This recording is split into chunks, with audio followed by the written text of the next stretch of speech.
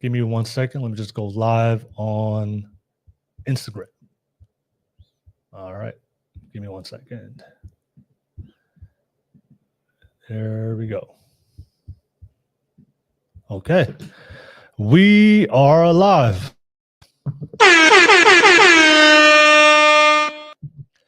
All right. What's up, everybody? Welcome to another session of the Cover Cloud Podcast, Wednesday Hot Topics, where we always have a hot topic to discuss for you guys. As always, appreciate you guys. As you guys can see, we have a full panel, men and women tonight. We have a great topic to discuss. As always, you guys already know what to do. A lot of you guys always tune into my live shows every single Wednesday. If you see value in the content and the discussions we have, you guys already know the best way to support me would be to smash that like and subscribe button real quick. All right. Don't forget, this is a live show. So a lot of you guys always reach out to me on Instagram, always asking me, how do I jump on and be part of the conversation, because I'm not from the Bay Area. So the public link is in the description below. You can tune in from anywhere in the world. As long as you have a phone, a laptop, you can join in virtually, just like all the guests that you guys see on the panel, and be part of a conversation. So you guys all know my channel. I like to hear from different perspectives. I'm pretty open-minded. I like to have conversations from everybody to, at the end of the day, to figure out a solution. So we have another great hot topic tonight. And if you do want to jump on, the link is in the description.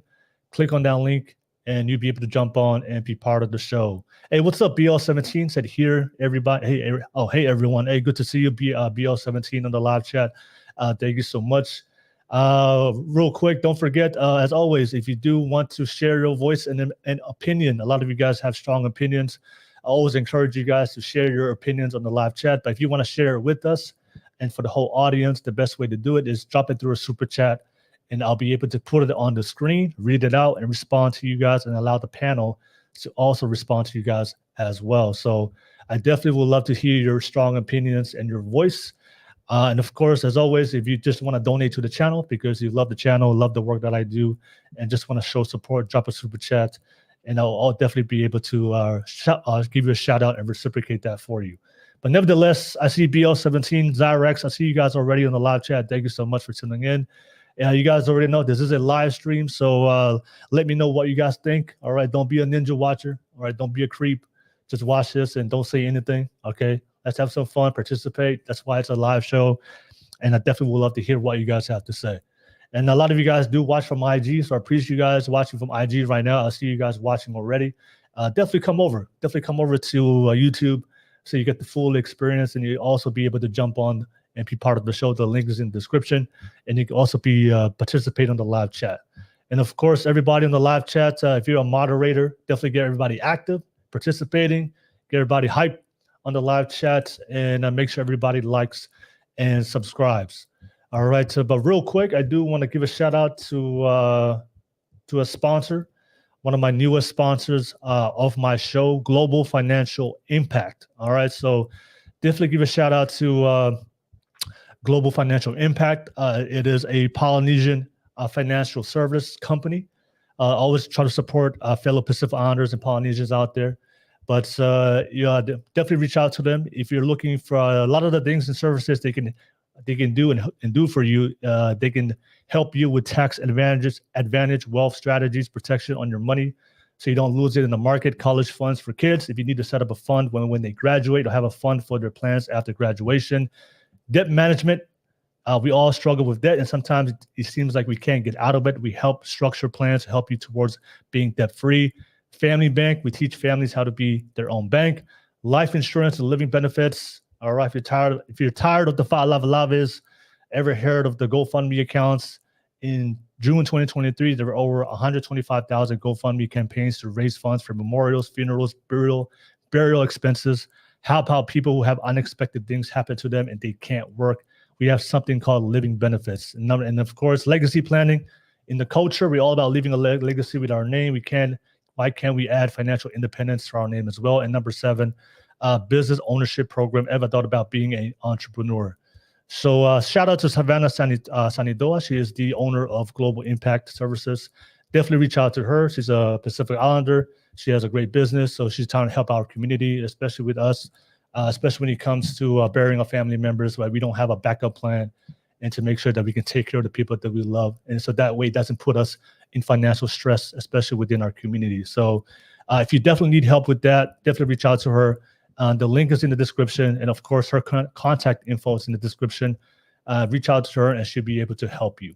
But nevertheless, thank you so much. Shout out to Savannah and Global Financial Impact. Thank you for being a sponsor of the podcast and helping the podcast grow. But nevertheless, that's pretty much all my YouTube stuff. I see you, the Sophisticated Jerk, on the live chat. Good to see you already. The UK Economist, good to see you guys on the live chat already. You guys are tuning in from all over the world. Thank you so much. But nevertheless, that's pretty much all my YouTube stuff. And shout out to the live chat one more time. And then I got to give a shout out to the panel. Ladies and gentlemen, thank you for joining in to be part of the show. We have a great topic to discuss. Appreciate you guys, but we have a lot of new faces here tonight. If you guys don't mind, give yourself a quick intro for everybody out there that's watching, and then we'll go right into the topic we're going to discuss. So I'll start with you, Malia. Malia, thank you for joining the show. Give yourself a quick intro for everybody out there. Aloha mai kako. My name is Malia Waits. I am a native Hawaiian, and we grow a lot of our own food continuously year-round. Yeah, I'm happy to be here. I'm a mother of 3, and 2 of them are married. So I look forward to the conversation. All right. Thank you so much, Malia. Appreciate you for joining tonight's show. We'll keep it moving. I'll pass it to you, Giselle. Giselle, go ahead and give yourself a quick intro for everybody out there. Oh, what's up, everybody? My name is Giselle. I am 27 years old, and I am streaming from Virginia. I'm not married. I've never been married, but I was in a 5-year relationship that ended, and then I'm currently in a new relationship as well. So interesting to see how it goes, and excited to have the conversation. All right. Thank you so much, Giselle. Thank you for being part of the pod tonight. We'll keep it moving. And I want to, hopefully I don't mispronounce. I just totally forgot how to pronounce it. Was it Ellie? Was it L? It was L, right?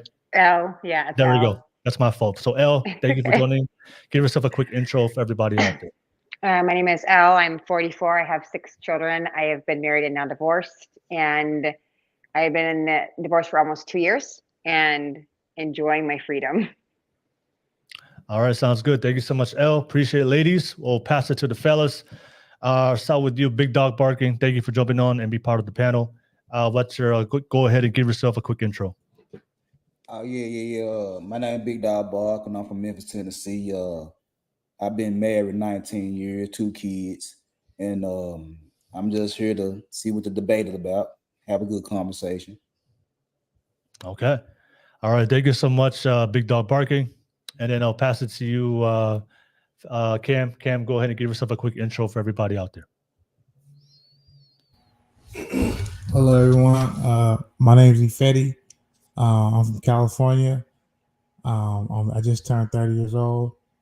And, I'm about trying to get this money and trying to live a better life, So.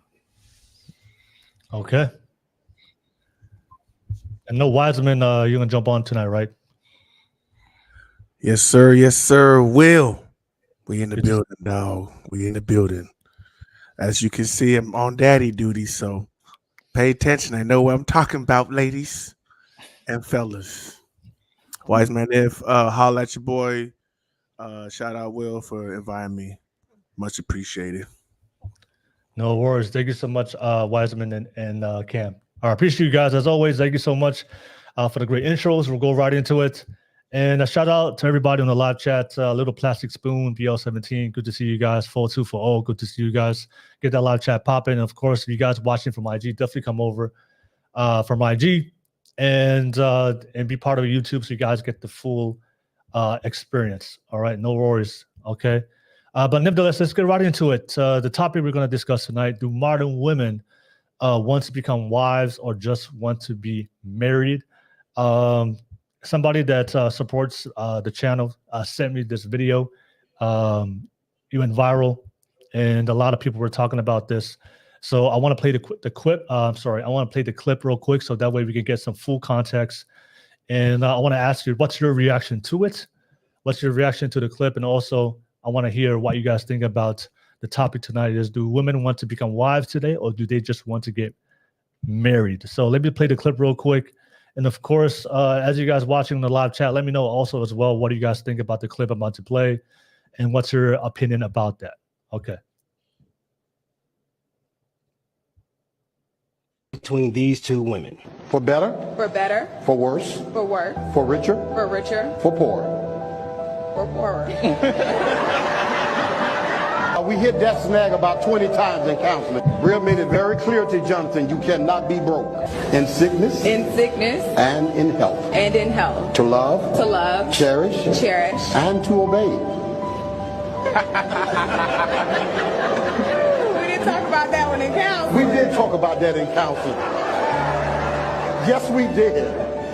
So you want me to repeat that again? You want to just keep going? I think we can keep going. All right. I'll forever submit to you, Miles. I'll forever respect you, Miles.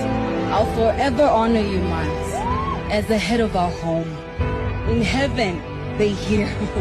On earth, I declare and decree, I shall be a submissive wife unto you. And give thanks for everything to God the Father, in the name of our Lord.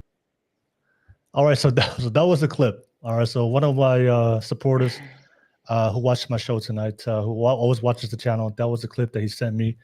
Okay, so that was a clip. I want to pass it to you guys. What do you guys think? You know, what he was showing two differences between the modern women that we see in Western society, and then the women who are overseas, who will come from more traditional backgrounds. So just to start off the conversation, what the feedback I get from both sides is, a lot of people are saying online when it came to the comments that the women today in Western society, they don't want to become wives, or they don't know how to become good wives to a husband, to a good man. Today, they just want to get married. So that was just a conversation I saw, and responding to that clip. And there was a back and forth between men and women on the comment section. So, and of course, don't forget, this is a live show for everybody on the live chat. Get the live chat popping. I see you guys already responding. I see you, Sophisticated Jerk. Good to see you on the live chat. So let me know what you guys think. But I'll pass it to the ladies first, and then we'll come to the fellas. Ladies, what's your opening thoughts? Also, what's your reaction to that video? And I'll start with you, Giselle. Giselle, go ahead. I was hoping you wouldn't start with me. I'm someone that kind of has to like process before I talk. It's funny that you show that video, because I literally just watched it today. And it popped up and I was kind of laughing at it. I can go off on a tangent on this thing. Watching it, I think you have to come at it with a different perspective, because you say a lot of women don't, you know, what is a good wife? And the definition of a good wife is subjective. Your definition of a good wife is going to be different than my definition of a good wife and his definition of a good wife, right? So that's like subjective. That video also can be taken out of context. We don't know anything about the relationship. We don't know how much they joke around. We don't know how serious that was. And the words itself, like to sit there and say to obey, like can be taken negatively. Like you tell somebody to obey, like in some form of context, it's going to be taken negatively. And then other times people can take it lightly and be like, okay, it's just what it is.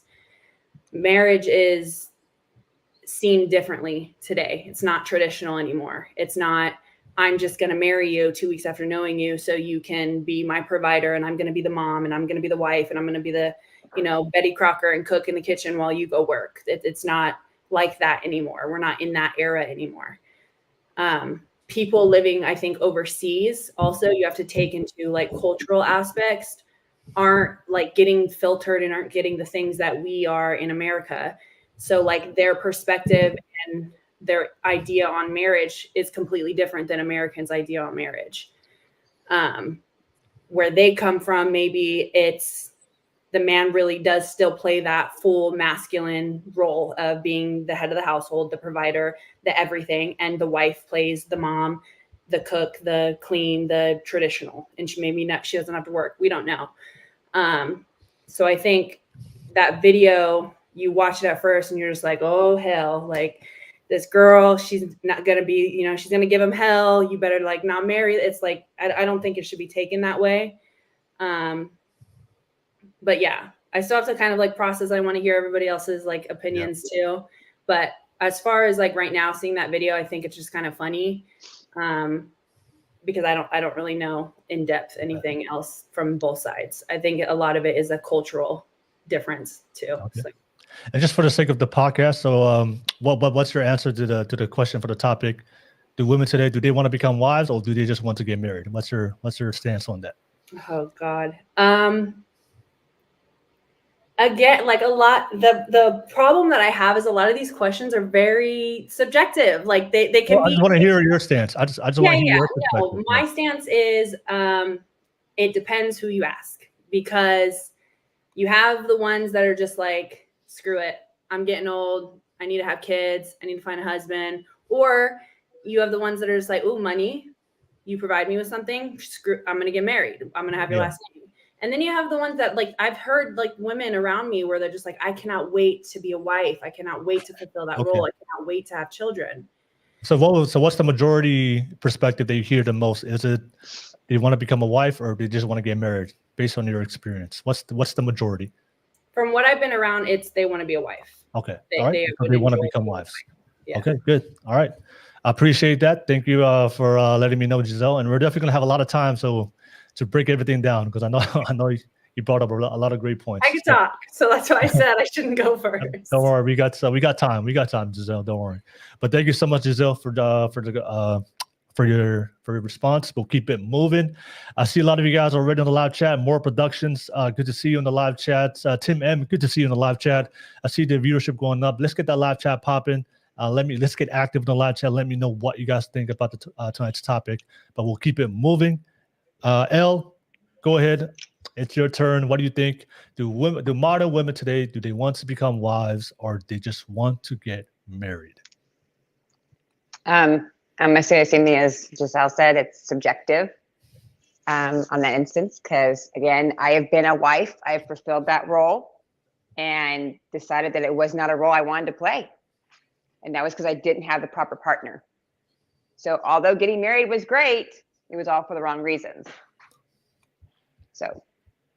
Okay. And just like for the question itself, what's your stance? Do women today, do they want to become wives or they just want to get married? I want to say, like, from looking at my girlfriends, they all wanted to be married. Okay. They all wanted to be married. So I don't know if it was like, oh, I want to be that wife role. I wanted to be that wife role. I wanted that. It just ended up being that way because it wasn't with a partner that was we were both in the same position. We were on the same level, I should say. Okay. I just want to get married. Okay. Thank you so much, Elle. Appreciate for sharing that. Don't forget, this is a live public stream. So if you guys want to jump on and be part of the panel, the link is in the description and you'll be able to jump on and add on to us. I definitely would love to hear from different perspectives, but we'll keep it moving. I'll pass it to the fellas. Fellas, I'll pass it to you. Start off. Big dog barking. What do you think, Big Dog? The women today, do they want to become wives or they just want to get married? Oh, I would say from what I've been hearing, what I've been seeing is that women wants to have the marriage more than be a wife. It takes a lot to be a wife. It takes a lot of duty. It takes a lot of sacrifice. It takes a lot of understanding. It takes a lot of support. And these modern women today, they're selfish and entitled. They want what they want, and they really don't care about what the man wants, as long as they get what they want. They want the big wedding. They want the flashy ring. They want to show off the pretty dress. They want to go to the nice spot for the honeymoon and everything. And then once the honeymoon is over and they come back to reality to actually do their wifely duties, can you go get a nanny? Can you go get a maid? Can you go get a chef? Can you do this? Because she don't want to do nothing. So in my personal opinion, more women want to be married, have the big wedding than to actually be wives. All right. Definitely appreciate that, Big Dog barking. Thank you for sharing. but we'll keep it moving. I'll pass it to you, Cam, and then we'll go to Wiseman. But Cam, same thing. What's your stance on the topic? Go ahead. Well, I'm gonna pick off of like what Big Dog said. Women, they definitely just want to be, be married and have the marriage certificate. And it's like they don't even want to. I'm not even gonna say all women, but some. Let me take that back because I'm not saying every woman in the world want this, but some women just want to be married, and some women just want to, just get the marriage certificate so like all their friends could accept it, and their family can accept it, and they think it's holy or whatever, but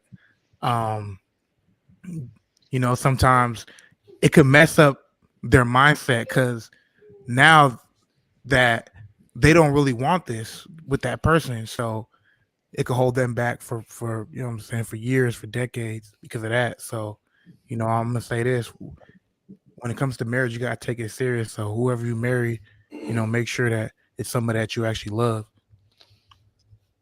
Okay. All right. Appreciate that, Cam. And we'll hear from Wiseman. Wiseman, what do you think? I'd just like to start off to say that we got some beautiful ladies on the panel. Thank you, ladies, for your input. Without the ladies, you're not going to, what they say, you have to have a strong woman, not behind you, but beside you. Right. So thank you, ladies, for joining the panel. I'm not going to bash my wife lingering around here somewhere. I don't want to disclaimer. I'm going to be respectful. But she knows how I am when it comes to having when it comes to women wanting to be a wife or just be married, especially in this day and age. I don't even think I want to say none of the above, Will. I'm going to go outside the box.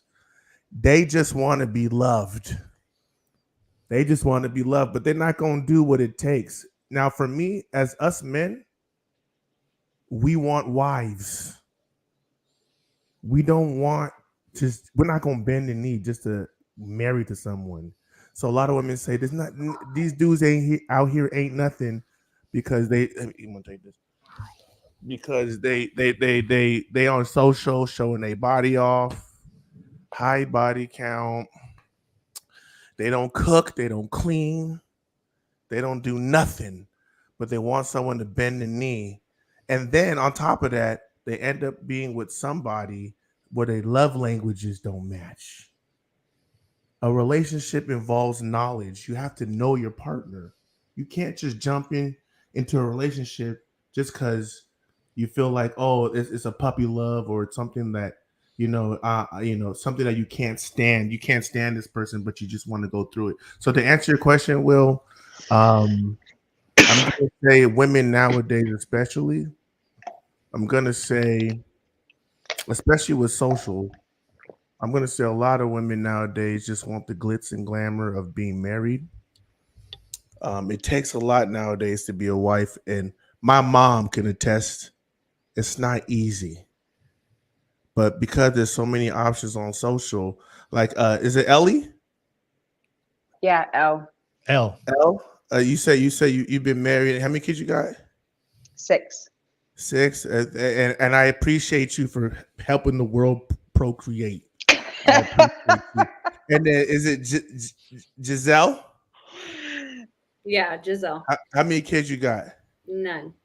Are you married? Nope. Are you in a relationship? I am. How old are you? 27. How many people on your socials? 11,000. Okay, then. So and that's a lot of people on your social. But I will say, Elle and Giselle, both y'all can get married, and you're both very beautiful. But I have to say this: women just want to be married. Okay. All right. So women just want to be married. So appreciate everybody on the panel for your take. As always, I see Baby Doe Bree on the live chat. Good to see you, Bree. It's been a minute since I've seen you, since our last podcast last year. Bree, thank you so much. But as always, get that live chat popping. Let me know what you guys think. Don't forget to like and subscribe. And don't forget that this is a public stream. So if you do want to jump on, the link is in the description below. Click on that link and jump on. I do want to pass it back to you guys. We all got a chance to hear our stances. We have different stances on this topic, but I want to bring it back to you guys. Anybody here want to respond to what somebody said? Whether you agree or disagree? Are you good? You good? I mean, they're all good perspectives, to be honest with you. Yeah. There's not a wrong answer. I mean, it just depends on who you run with or what your circle is or who you're subjected to or who you interact with on a daily or what you see with your own eyes from social media or Facebook or whatever. It's, you know, I mean, it's kind of what comes up on your feed or what comes, what kind of energy you're bringing into your world, you know? Okay. To be honest. Okay. Now, thank you for sharing that, Elle. I want to ask you guys. A question. I think Giselle brought it up that it depends on what you would quantify as or define as a good wife. Now, I think Giselle said something I do disagree. She said that a good wife is subjective to depending on the woman. I disagree. I think on a general perspective, for what men are looking for, I think there's similar general things that most men are looking for in a wife, and I don't think it's subjective at all. I think there are common qualities and traits, and I'm saying that of course there are men out there who have certain things, but I think if you ask most men, there are certain qualities in women that they all look for, because a lot of the things that we look for in a relationship is based on our biology of what we find attractive when it comes to intersexual dynamics between men and women, right? So if you ask most men what do you look for in a wife, you still got to get some new nuances, but a lot of the answers about what men would say is similar. And I think the modern women don't understand that. And then when I hear women say, oh, it's subjective, then for me, the way I interpret that, you don't really know what men are looking for. And if you go ask the older women, the women who have been married for long periods of time, usually those women who've been married, they know what men are looking for because they have a good relationship and they understand men because they've been with them for a long period of time. But women who have never been in a marriage or never been in a long-term relationship, they've only been single. They don't have a lot of experience, especially with the good men. So they have a very different perspective or very skewed perspective of what men think, and they tend to say it's subjective. So I think I just want to ask you guys real quick, what's your definition of a good wife? I would love you guys to, I think it'd be easier to have these conversations if we can define the terms that we're all saying here tonight. So a good wife, you know, what is a good wife? What define to me and describe to me what a good wife is? What's the duty of a good wife? What's the responsibility of a good wife? And also just to make sure that we both on the same page, a good wife that a good man would be looking for. So I'm not talking about the men out there that don't want to be fathers. They don't want to be in a committed relationship. They just want to, cheat and have fun. And I'm not talking about those men. I'm talking about good men, good fathers, good husbands. These men that want to be committed to one woman and they want to build a family. What are these men looking for in a good wife? And if you can define that, I think that's where we need to start this conversation. So I'll pass it back to you, Giselle.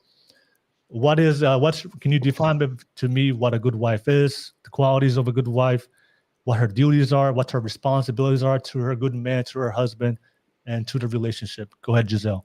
Yeah, absolutely.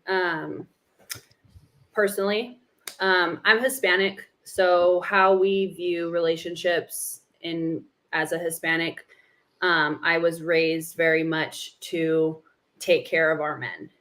The men that we choose to be with, the men that we choose to marry, the men that we want to marry, to make sure that they're taken care of.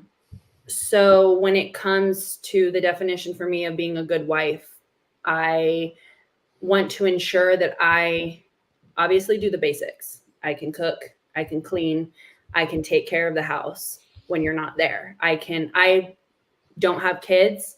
I never wanted kids. I'm discovering in my new relationship that I would enjoy having kids with this man. So I will be a good mother. I will take care of our kids. I'll provide what I need. On the flip side, because it is modern, I work. I'm a nurse. I work hard. I'm in school. I'll also continue to emotionally be by my man's side when he needs me, because men need help emotionally, whereas most women need help financially.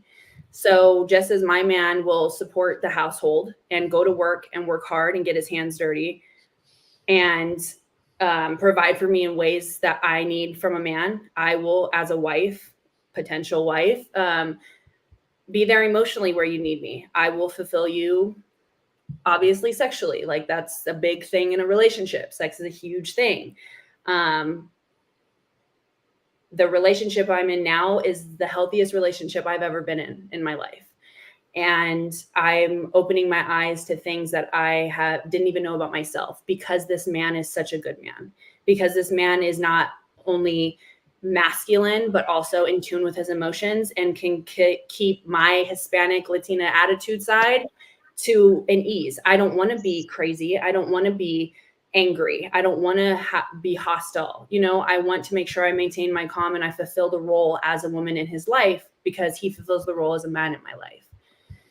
So in short, to not talk so much, my perfect definition of a wife is where I can be and fill the holes that my, not sexually, fill the holes in my potential husband's life that he needs me to, and be there for him emotionally and be there for him physically where he needs me, and then still fulfill the roles as in what is considered women roles: cook, clean, you know, pack his lunch, write a note, tell him I love him, make sure he's secure, reassure him, make sure he knows that he's somebody that's very important in my life, because men need reassurance just as much as women do. And whether, you know, they're not going to outwardly say it, but they do. And so I will do my best to communicate myself and listen to him as well, so that way we can work together and actually have a partnership. Okay. All right, Giselle, definitely appreciate that answer. All right. Thank you so much for describing her definition of a good wife. Yeah, let me know on the live chat. Let me know what you guys think about her definition. We'd love to hear your feedback, but we'll keep it moving. Elle, pass it to you. You know, you've been a wife before, but what is your definition of a good wife? I'm going to say, I'm going to agree with Giselle on almost all her topics. I grew up in foster care. I didn't get the same values as Giselle or the next person had. I had to figure this out on my own. And by the time I figured out on my own how to be a wife to a partner that we each deserved, it was a little too late. I was already in the process of a divorce, and I was like, I can't go back with this person because we weren't in the same place anymore. So it took me and all this therapy to realize what a good wife was. And that's meeting him on his intellectual level. It's meeting him emotionally. It's meeting his needs when it comes to whether it is cooking or cleaning, or whether it's helping him with, you know, taking the kids to the doctors, whatever it is, that I can be that person. Okay. Sorry. I'm sorry. Oh, is that it? Okay. All right. Thank you. Yeah. Okay. All right. Thank you so much, Elle. Appreciate that. Thank you for sharing that. And of course, let me know in the live chat what you guys think about that definition, but we'll keep it moving. I'll pass it to the fellas. Fellas, what do you guys think? What's your definition of a good wife? And I'll start with you, but Big Dog Barking. But Big Dog Barking, before you define what a good wife is there anything that they said from Giselle and Elle, in your opinion, that you disagree with of what you would consider a good wife? If there's none, then you don't have to worry about it. The only question I would have is, Elle, is you said you had 6 kids, right? Mm-hmm. Are all of them by your husband? I plead the fifth. Huh? You plead the fifth? I plead the fifth. I plead the fifth. She pleads the fifth. Okay. I mean, no judgment. No judgment. I do, though. I get judged all the time for having 6 children, and for me not having healthy relationships in the past, or me not having that knowledge, because I wasn't given that knowledge. I didn't discover it till later on in life, because I finally went to therapy and got the help that I needed, because I didn't know I needed help because I'd never been married before. So you never knew you needed help. Never knew I needed help. No one sat down and said, hey, we don't do that. That's not normal behavior. That's not, you don't jump into a relationship with somebody right away after meeting him for like 3 or 4 months. Yeah. No one gave me those morals. No one gave me those standards. No one taught me how to be a girlfriend, a wife, nothing. I had to learn all this. Okay, all right. No judgment, no judgment. We all travel our own paths, no judgment. Okay, but my definition of a good wife is first of all, she had to have some type of attractiveness. Don't no man want to just marry a butt ugly chick that just reality. You know what I'm saying? So that's the first part of it. But outside the looks, she gotta have some type of sense. She gotta have some type of intelligence with herself. She just can't be a pretty face with no brain. You know what I'm saying? She gotta have some type of sense. She gotta have some common sense. She gotta know what she's doing and where she's going. You know what I'm saying? She gotta have her emotions in check to a point to where we know women are emotional, but not to the point to where everything her husband do or her boyfriend do, she got to blow off, she got to pop off the handle and all that right there. Cooking, she can cook. She ain't got to make 5-star meals all the time, but as long as she's trying and willing to learn to go, above and beyond, step by step, then the man will deal with it. As long as you trying to make him a decent meal, a man would deal with that. Try to keep the house somewhat clean. It ain't got to be spick and span. It ain't got to be white glove clean. But, again, just like with the cooking, as long as you trying to keep it decent, then a man will accept it. Sex, like Giselle said, sex is a big part of the relationship. But, to each his own. I ain't going to tell you to be a full-blown corn star for your husband, but, I don't know what type of sexuality you have, you know what I'm saying? But gotta be good with kids, whatever you already have kids or you want to have a family, whatever the case may be. Trustworthy, be able to communicate when you have problems, let a man know what's going on. It's a laundry list of things to be a good wife. And I put it like this: if you can complete about 75-80% of the things a man looking for in a wife, you'll be all right. He'll be satisfied with at least 80% of the things you can bring that he really wants. Okay. All right. Sounds good. Thank you for sharing that, Big Dog Barking. And definitely let me know in the live chat what do you guys think about Big Dog Barking's definition. But we'll keep it moving. I'll pass it to you, Cam. Cam, what's your definition? I know you're not married yet, but what's your definition of of a good wife? Yeah, I'm definitely not married right now. But to me, what a good wife is, I believe, is somebody that is there for you. You know what I mean? Like somebody that you could count on if you have $100,000 and you might have to go somewhere for a while, and you could give her $100,000, she could bring it back to you. You know what I mean? So I definitely believe in that. A real woman, someone that's very solid. And someone who's very motherly, very caring. So if I go or if I die, she could take care of the children that I leave her. Someone that is very family oriented. So we all have different perspectives, though. Like there's certain men that don't actually want that. But when it comes to like a Nigerian man, like a really real man, a really respectful man, that's what we want. We want somebody that's very loving, somebody caring. She don't have to be very masculine. We don't like very masculine women, because I'm very masculine. So if my woman is talking shit and very strong, like I ain't trying to be around that. You know what I mean? I want somebody that's gonna bring, calm. You know what I'm saying? So, and it's my team. She's always my cheerleader. It doesn't matter. Like even if we we get into an argument with somebody, she got my back. So that's what I believe in. And we did say, as a woman supposed to be on the side of you. I actually believe in like the Egyptian way. Woman is about 3 steps behind you. So when you're moving forward, you're always fucking up and everything's feeling, like falling down and shit. Like all the books are falling down and she's coming through and helping you up and picking them up and placing them in the right order. So that's how I feel like a real wife is. So I'm passing to my nigga If. Okay. Well, thank you, Cam. Go ahead, Wiseman. What's your definition of a good wife? I think my daughter want to say something. Hold on. Say hi. Say hi. Say hi. Eva, say hi. See, she know not to say nothing. She already know the game ahead of time. Not to play with you. Not to play with you. L, I love what you said. No one taught you the game. So a lot of women ain't taught the game. But Giselle, I have to echo what you said. Like, just real quick, I got my team with me. Let me just show y'all. You know what I mean? Man over here, man. My broski, my nigga Zoo over here. I don't know if you can see him on the couch. You see him right there. So, you know, behind every strong man is a family. It's a solid family.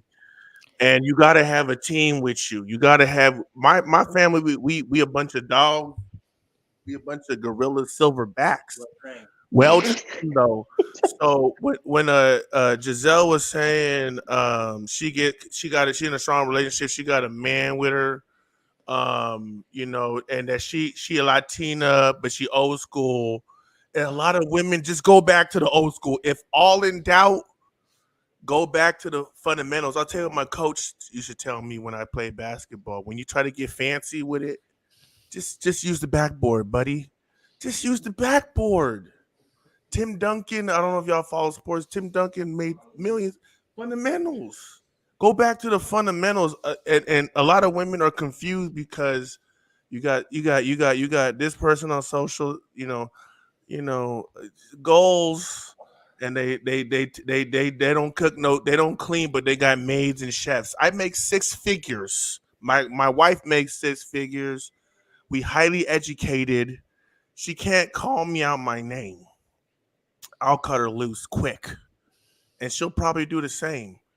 We start with that respect level, right? We start with that respect level. So I forgot what the question was, by the way. Will remind me. What was your definition? What was your definition? The definition of a good wife. What's a good wife to me? Don't be loyal, be respectful, and remember the fundamentals. You need to cook and you need to clean. That's the bare minimum. You consider it. So my love language, I believe in love languages, right? So let me just say this real quick because a lot of niggas don't read. So love language there's 5 love languages. Touch is one of them. You need to keep the pipe drained. If the pipe ain't drained, I go insane. That's when I start sniffing around and start going elsewhere. So make sure that Giselle was on point, but she didn't want to sound too sexual. Women get sexual. Don't play. You better make sure the pipe is drained because men will look. I'm 6'2", make 6 figures. My cousin 6'4", my nigga Zoo 6 foot. My brother, he about to get his doctorate. We alphas and high value men out here. So there's no way you're gonna try to hold out and we're not gonna easily have some on the table. We will. So that's number one. Make sure the pipe is drained. So touch is one of my love languages. The next one is active service. Find out what your man love language is. Find out his top 3 love languages. I promise you, you find out the top 3, he finds out your top 3, it's gonna be magical. And I ain't talking Disney. So for me, a good wife is one that remembers the fundamentals, touches at least on one of my love languages, and is loyal. Point blank, period. All right. Appreciate that, Wiseman. Man, that was some good definitions. And I want to open up to open panel real quick. Go back to the panel. Is there anything do you want to add on to what somebody said, their definition, or is there something that you disagree with? Does anybody want to respond to anybody of what they said? You guys are good? Okay. I do. I think you want to say something, Cam? I think my cousin Kid want to say something right here. It's my cousin Kid right here. Hey y'all, yeah, my name is KID, Knowledge I Deliver. I enjoyed this conversation, and I appreciate you for having this platform for people to, share their opinions. I'm gonna keep it real short and simple. I think it was what's a good wife. I think just summing up everything. I think a good wife is someone who brings balance. To the whole relationship. And I feel like that's very important. Vice versa too, just cover the areas where my blind sides are at, and vice versa. Balance is key. Because every man is different. Some men want women to take charge. Some men don't want women to take charge. But as long as, the men and women can bring that balance, I think everything will grow harmoniously. Okay, I appreciate it. Let me just read the super chat real quick. The sophisticated jerk dropped super chat. Thank you. He said, "A good woman should be selfless and gracious." All right. Shout out to you, jerk. Thank you for sharing that real quick. And as always, don't forget that if you want to jump on, the link is the stream is live, so it's public. You want to jump on, click on that link. It's in the description. I would love to hear from more panelists. And if you want your voice to be heard, if you have an opinion you want to say, so that we can be shared for everybody, drop it through a super chat. I'll be able to read it and respond to you guys. All right. I do have some question I want to ask you guys. I know Elle, I know you had some pushback when on the video that we watched that we were reacting to, especially when on that video when they said obey, a good wife obeys her husband. All right, so I want to start off with that. There's a lot of things that you guys said. There's a lot of things I want to talk about, but I want to ask you guys if you're a good wife and you find yourself with a good man, a good husband, is it your responsibility and duty as a woman, especially if you're submitting to him? That's what a lot of women would say. A good wife would be a woman that submits to her husband. So, is it your responsibility? Is it your role as a good wife to obey your husband? I want to start off with that question because that's something I do see that's always debated online. A lot of modern women will disagree that a woman should not be able. A woman, it's not part of the responsibility or role of a good woman to obey her husband. But I just want to ask you guys, in your opinion, what do you guys think about that statement? Because on that video, a lot of men were saying that's how you know that it's not a good wife, it's not a good woman. If a woman is very combative, if a woman's always challenging her man's authority and directions, then and disobeying his expectations and his standards of what he's building that relationship to be, then that is not considered a good wife or somebody that you would want to marry long term. So I just want to start with that. What's your opinion about a good wife obeying her husband? I'll start with you, Giselle. Okay. I'm struggling to understand this obey thing because I don't think that's the right word. I think that's so I'm old school, but I think that's gone. Like that's way old school. Like I'm confused about the obey because I don't know, like, first off, what man would just sit there and like tell his wife, like, you're gonna do this or we will do this. Like I could be taking it wrong because again, I could be somebody that's taking that word with negative connotation. So let me ask you a question. Do you want your husband, your good husband, your good man, do you want your husband to be a leader of the family? Yes. So that's why I'm saying I'm struggling with the obey because I don't think that's the right word. I think it's entrust. I think it's lead. I think it's have faith. I think it's to give complete control of guiding us towards the path of righteousness. I don't think it's like obey because I think it's more so like, would you vow to allow this man to take your hand and guide you in the right direction to a healthy relationship? And I don't see that as obeying. So I don't know. I think obey was the wrong word. And for me, at least, I take it with negative connotation. And when it comes to a relationship anyway, I'm learning, because I wasn't always like this, I'm learning reciprocity. So I'm learning like what is given to give back. And that is something that, like, to go back to when I was saying like about the cooking and cleaning and everything, I have no problem doing it whatsoever. But the man that I'm with, my boyfriend, I have full faith that I don't have to ask for him to come in and help me. I don't have to ask for him to come in and assist me. If I just spent all this time cooking like I do for him, he 100% would walk in and say, I got you, I'm cleaning.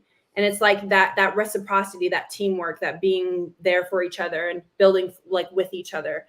But not to go off on a whole nother tangent, I'm sure you have more questions, but yeah, I just don't think obey is the right word. I think it's more so just like entrusting or having faith and allowing him to lead and having full faith that he knows what he's doing for us. Because even right now, that topic for me is something I'm battling in my relationship right now because of being in a 5-year relationship that was so toxic.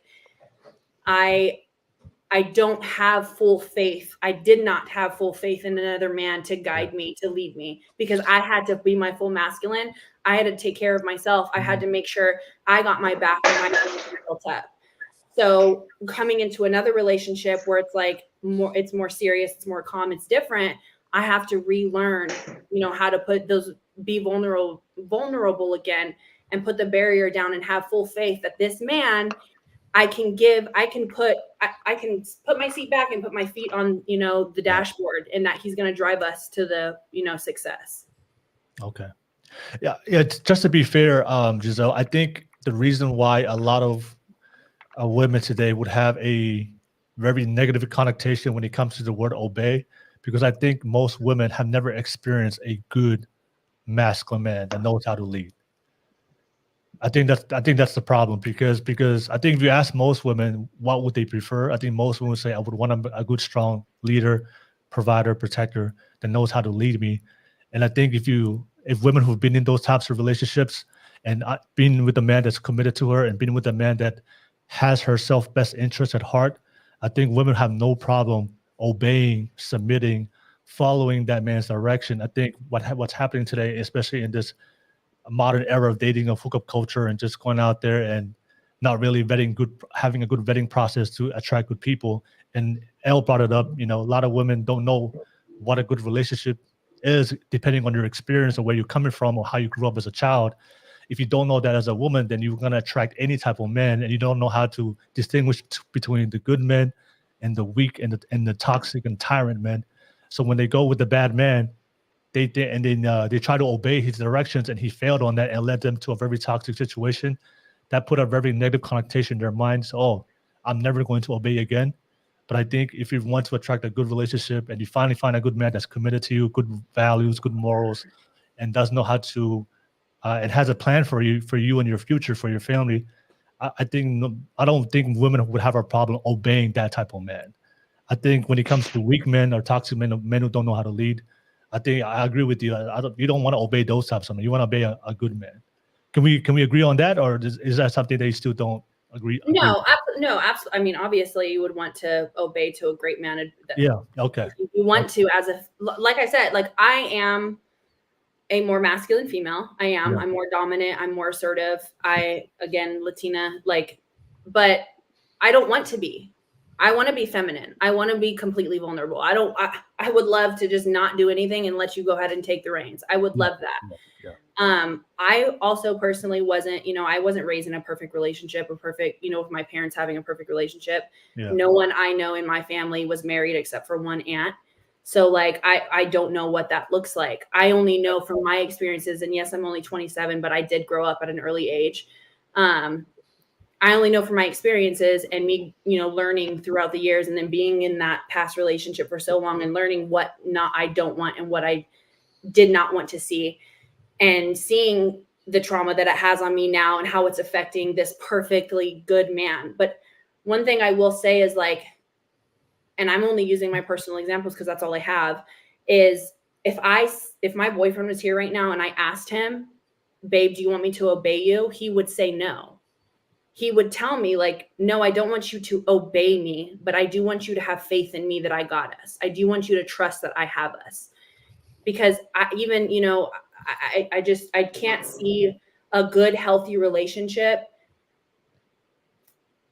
where a man wants to, have their women obey them. I just can't see that. I can see a healthy relationship being, get me where I lack, I'll get you where you lack. As the man, I have full faith that you're going to lead us to success. And that's, again, because the man is the moneymaker, the person that's supposed to guide us to our future, the man that, puts the roof over our head. and I should have full faith that he's capable of doing that, so I can give my love and give everything that he needs. So I agree with you absolutely, but it's just, again, the whole like obey thing. I don't think that's the right word. Okay, all right. It maybe just be semantics, but okay, that's fair enough. Possibly Thank you so much, Giselle. Let me UK economist drop the super chat. Hey, thank you. He said it's interesting how women have an issue with obeying their partner, yet they are happy to obey their male boss at work without any challenge. All right, thank you so much, the UK economist. Appreciate your super chat. Appreciate you guys, but we'll keep it moving. I'll pass it to you, Elle. Elle, if you attract a good man, a good husband that's committed to you, that knows how to lead you, that has your best interest at heart, is it your responsibility and your duty as his wife to obey his leadership? Go ahead, Elle. I'm going to say I'm not 10. We're not 10. We're not 12. You're not my parent, you're my father. You're my partner. I chose you to lead us. I didn't choose to obey you because you're not my father. We obey our fathers, we obey our mothers, we obey our aunts, our uncles. Obey your husband as if you're going to discipline me as if I'm your child? No. Obey is the wrong word. Obey, I'm with Giselle. Obey is a very negative word in a marriage, and it definitely, I would look at him like, what? You couldn't pick a better word than obey? Like, respect my wishes, talk to me first, and trust me that I'm going to get us where we need to be at. So I think obey is, I think I'm with Giselle. Obey is the wrong word when it comes to a marriage, because a marriage is a partnership. It is not like, you're not my parent. Okay. Again, I see things differently because I guess, again, I've always been a masculine woman. I've always taken care of my own kids. I've always been the breadwinner in my family. I've always had my own homes, my own cars, everything I've done on my own. So this is coming from a masculine perspective because I've never been able to be in my feminine era because I've always been the one person that has it all together. I would like to come home to a man who has it all together and says, babe, I'm taking you on a date. Your clothes are right there. I want you to wear that makeup, those panties, that bra. That's it. Don't ask me no questions. Oh, okay. Not a problem. I got you. I'll go Okay, Al. Okay. That last part, you came back home on that last one. Fair, okay. Came back home. Fair enough. I'm just saying obey, I think sometimes could be the wrong word. It could have a negative effect on people because when I was growing up, obey was used as a tool of discipline. It was not used in a positive light. So let me just clarify that right now. Let me read the definition of Thank obey. you, Will. Okay, so obey, I'm looking right now on Google, all right, on the dictionary from Oxford Languages. It is a verb. It means comply with the command, direction, or request of a person or a law, submit to the authority of. Example, example would be, I always obey my father. Okay. That's all. All right. But Elle, before I pass it to the fellas, I have a question I want to ask you. Do you want in your future husband, the good husband, good man, do you want a leader? Do you want your man to be a leader? I do. Okay, let me ask you this. What is the role and responsibility of a leader? Like so you want his role, right? Like, Yeah, so what's a role of a leader? He's got to be able to lead his family. He's got to be able to lead his in the right direction with good, healthy choices, good mindset, intelligence, financially, emotionally too. Yeah. So can he be effective? Okay. So to be a very effective leader, he has to give you directions, right? Yeah. Okay. And in order for those directions to work, that means you would have to obey those directions, right? You'd have to respect his choices. Respect what he's saying to you. Yeah. But by respecting, that means you're willing to agree to do what he tells you to do, right? And that would be the definition of obey, right? Because you're just complying. When you say obey, it does not come off that way. It comes off as if you're like a child, and that really, like I said, I'm with Giselle on that one. I would not say. Can I jump in, y'all? No, Will. Obey, before I but I will say that. Will Wiseman. No, Will. Okay, L and Will. Give me 1 second. Giselle. let me just finish this and I'll pass it to you. I got you. Okay. Wyatt. Okay. I think there's the same point I told Giselle. I think a lot of women, and to be fair to both of you guys, the reason why a lot of you guys have a negative connotation to that word obey is because you've never had a good experience with a good man before, right? For me, I'm very traditional. I obey my father. The reason why I obey my father to this day, because he's been a good man. He's taught me and shown me a great example of how to be a good man in my life. Now I'm a grown ass man, right? But I still obey my father, right? Because it's the respect and to understand that he's the one that that raised me. He taught me how to be a good man. He took care of me when I was a child. He took care of my mom, and they still are married today. So I don't have a negative connotation based on my experience. So when I hear the word obey, it's positive to me because I had a positive experience. But I think if you've never had a good father, good boyfriend, a good husband, that word obey can be a very negative connotation to you because all you remember is the last time that you followed the direction to a previous man, he led you to something that failed and it was a bad or toxic situation. So I think that's why you guys have a problem with that word obey. But the definition of obey is just simple. You're just complying with the directions of somebody giving you direction or instruction. So that's all it is. That's all it is. I mean, honestly, like that was like the kind of why I was saying like obey is the wrong word for me. Like that is one thing that I associate obey with negative. Yeah. Some people, like I said that at the beginning, some people will associate obey as positive or how they perceived it. Yeah. Again, I grew up very strict. I was first born, straight A student, played sports my whole life and worked at 15. So obey to me comes off negative. So it just is what it is. It's like if my man said like, I want you to submit to me, it's like, okay, like I can do that. I have full faith. I will submit to you. But if like, I want you to obey me, I'd be like, and no, I'm not obeying you. Like you don't own me. So I think it's just wordplay. Like it was semantics, absolutely. Okay. And I'm gonna stick to it. I don't like the word obey, so I'll stick. Can you use this? Can I use this word? Stick to it. Stick to it. Cooperative. Stick to it. Will you be cooperative? And see, I like that word better because I think cooperation and reciprocity are almost similar. You reciprocate what I'm giving you.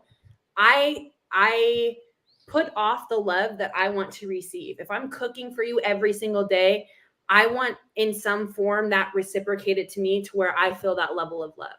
So cooperation, absolutely. I would love to cooperate with you. I would love for us to cooperate together and to grow. Okay. All right. Fair enough. All right. Thank you for sharing that. I might come in a little bit late. I'm Alexis. Sorry, I actually had like a late interview. Lexi, you late. Lexi, who are you? I can't even see your face, mama. I can't. I'm driving to Houston. I got a late interview invitation. Put the light on. Houston. I'm sorry. I can't. I'm driving, but I agree with her Lexi, I'll definitely come to you. Let me just go around the panel and then we'll come back and I'll definitely come back to you. I got you, Lexi, and thank you for making the time. But I'll come to you. Lexi. Sophisticated Dirk. Thank you for joining. Yeah. Good to see you, Dirk. What's going on, y'all? But let me pass it to the fellas. But I'll start off, fellas. I wanna. What's your reaction to what the lady said because we're discussing the word obey? I'm shocked and appalled. I'm shocked and appalled. So if a woman finds a good masculine man, I'm not talking about this weak men, don't know how to lead. I'm talking about a good man. If they find a good man, good husband, good leader, is it her duty and her responsibility to obey her husband? Guys, I'll start to go ahead, Wiseman. I know you've been talking. Go ahead. You know I'm itching at the motherfucking bit. So I'm 6'2", athlete, make 6 figures, big family. Got my nigga Cam, got my nigga Zoo, got my daughter, got my brother. We alpha gorilla silverback. Now, I digress. Obey. If you don't obey, I'm on to the next without any questions. My wife makes 6 fig. Her family, I made her do her DNA test. She's Nigerian. I don't want to be toxic. Maybe Nigerians are toxic. Maybe we are. Maybe we are, bro. I don't know. But we go back to the fundamentals and traditions. I keep saying Tim Duncan. If you don't understand, understand. Why are you so tied up on the word obey? when you go to work, your boss tell you something, it's direction. Your husband tell you something, he bossing you around. My wife don't even play that with me because don't get me started. Hold on, she might pop out a corner like a fucking Rumpelstiltskin. But at the end of the day, my wife knows, don't get caught up in the words. That's a word. The word obey is a word. You getting caught up in the word? First of all, you're not gonna get married then. Giselle, you beautiful sis. I see you. What's that one milk? The drink in Mexico is called a horchata. Horchata. You looking like a tall glass of horchata, and then LL, you looking like a glass of milk. You looking like a glass of milk, right? So I need calcium and I need my sugar. My girl look like mocha. She looked like a Starbucks tall cup of mocha. What's that, coffee? I don't even drink coffee like that, but grande latte. She don't get caught up in the motherfucking words. That's a dumb argument, and she won't win that battle. I can't even see Lexi. She might be. I'm gonna call Lexi Midnight. I can't even see your face. No, I'm caramel. You caramel? I can't tell. You look like Nightcrawler right now at this point in time. But I'm not gonna get caught up in that word. The second that these women get caught up in the word obey, so Will, the sister you showed in the clip, got on her knees and said, "I will obey my man." Do you know that make a nigga heart melt? Like a patty melt. So you get women here getting caught up in the word obey. If you argue with me about the word obey, I'm not even dating you. First and foremost, I can't waste my time on someone that's getting caught up in semantics. There's bigger fish to fry. When you have a kid, the last thing you worry about is semantics. I tell my wife, be submissive and obey. She's like, to her, I might as well have said leadership and cooperation, like Will said. They all said, I'm cool with cooperation. Y'all niggas don't got no education. Have you obeyed your teacher? Your teacher says, turn in this assignment on this and that time. Did you not obey to pass the class? Y'all niggas is clueless. And that's another thing about females. I don't want to get too crazy because you know how I get, Will. I have a filter because my wife told me have a filter, baby. So I have a filter, but I ain't gonna lie. And my mom, and that's why I love my mom so much. She don't get caught up in words. I heard my dad never called my mom out her name, but my dad told my mom to do something. He not gonna say you must obey, but she gonna do it. And there's no argument. They gonna argue about bigger things like how much we gonna put on this next house. How much are we gonna put in my kids' college funds? How much are we gonna put on this new car? How much are we gonna move this money, move that money? If you getting caught up on the word obey, I can't work with you. Period. Okay. So ladies, catch up. And I ain't talking about Heinz. All right, Wiseman. Definitely appreciate sharing your strong stance and your opinion and your perspective. But we'll keep it moving. I'll pass it to you, Big Dog, then I'll come to you for Sophisticated Jerk, and then I'll come to Lexi, and then we can open up for a full panel. And I'll definitely come back to you, Cam, as well. Big Dog barking. Any reactions to what the lady said when it came to obeying, and also, in your perspective, if it's a good man, good husband, good leader, is it the woman's responsibility and duty to her husband is to obey his direction? Go ahead, Big Dog. Oh, you're on mute. You're mute, Big Dog. My bad. I'm sorry. Truth be told, if the man out there, if he's a good man, good provider, good protector, and all that, the word obey ain't gonna never come up no way. She gonna already know to stay in place. She gonna already know to submit to that man, because she already gonna know if she don't submit to that man, she gonna lose that man, and chances are somebody else gonna play that role that she supposed to be playing. So the word obey ain't gonna never pop up if he everything that y'all say he is. Obey and submit ain't gonna never pop up. She gonna already know to do it. Okay. You don't even have to ask. It's already done. You don't have to ask. It's already done. All right. Yeah. I think that's a good point. That's fair. That's a fair point. Thank you. Appreciate that, Big Dog. And I'll pass it to you, Sophisticated Jerk. Thank you for jumping on as a guest.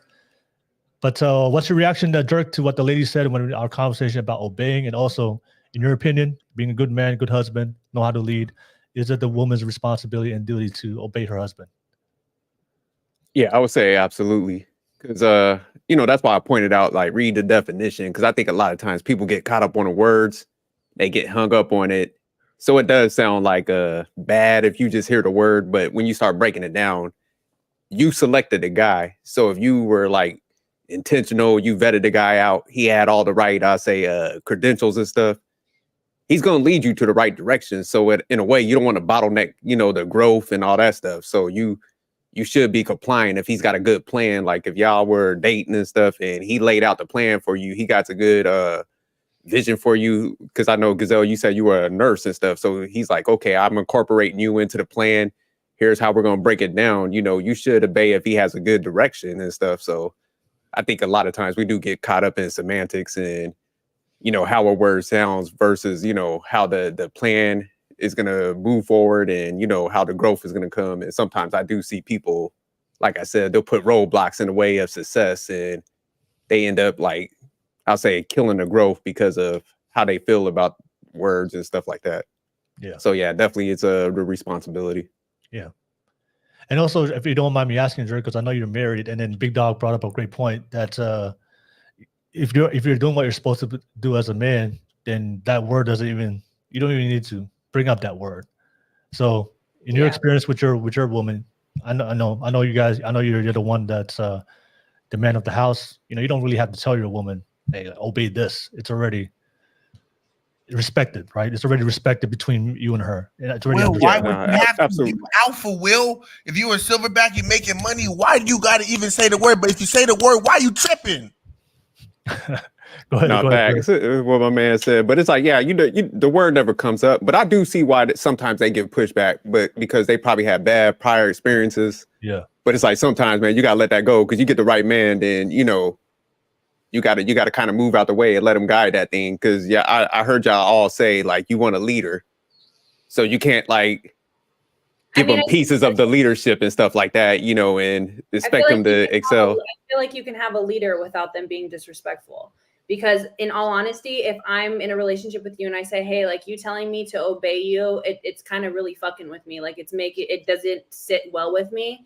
I have no problem. Because one thing is that the submitting and the obeying comes naturally to the man that deserves it. That's showing that meets me where I need it. So it comes naturally. So I honestly don't think I've actually had a conversation where I sat down and said, hey, I'm going to obey you. Like that does not really how that works. Yeah. But if the word did come up and I hear it and I'm kind of like, well, I don't really like that. And I would hope, care enough to make sure that you're not doing something intentionally to hurt me.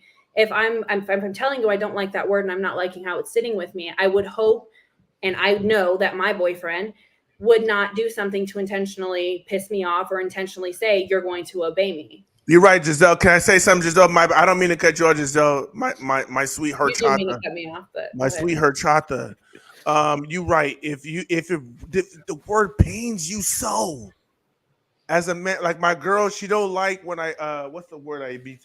I say you my bitch. I say you my ride or die bitch, right? She don't remember Jadakiss and Eve, the video back in the day. She do, but she don't like the word bitch. So I say you my ride or die girl. So I don't use the word bitch, right? Even though ride or die bitch to a lot of niggas in my community, she's from my community. A lot of people, we like that word. Like I hear Megan Thee Stallion and Lotto and all them say, I'm a badass bitch, right? So I say, you my ride or die bitch. She don't like the word bitch, so I don't use the word bitch. So you're right. If your girl as a man, if your girl don't like the word, let's say you say obey. If she don't like obey, then say cooperation, like Will politically said. That's facts. Politically said. All right, so I appreciate that, Wiseman. Lexi, I know you're driving, but I want to get your input real quick. Anything you want to add on to what we said? I have been trying to hold my tongue. I've only been on for a short time, but I completely dislike the word obey. I think a partnership is a much more feasible way to say it. I obey is, I'm not a dog. You know, like I'm here to be your partner. I'm here to walk beside you. I'm here to support you, but I'm not here to obey. And it's so disrespectful to the female. I'm sorry, but there are certain words to a man that are disrespectful. I can't think of off the top of my head, obviously, because I'm driving, but there are certain things that a man doesn't like to hear, and vice versa. Women don't like to hear, "Oh yeah, you need to obey or you need to submit." No, if I feel like I can follow my partner because he's able to lead, there's a difference. There doesn't need to be a word. The word is unspoken. There is no word. It's just I trust my man, and I think the best word to use is trust. At the end of the day, not obey. Obey is, you tell your kids take out the trash. You tell your dog sit, stand. I'm not gonna be doing that for a man. I'm here to be next to you. I'm here to be your partner. I'm here to stand by you, not do what you want.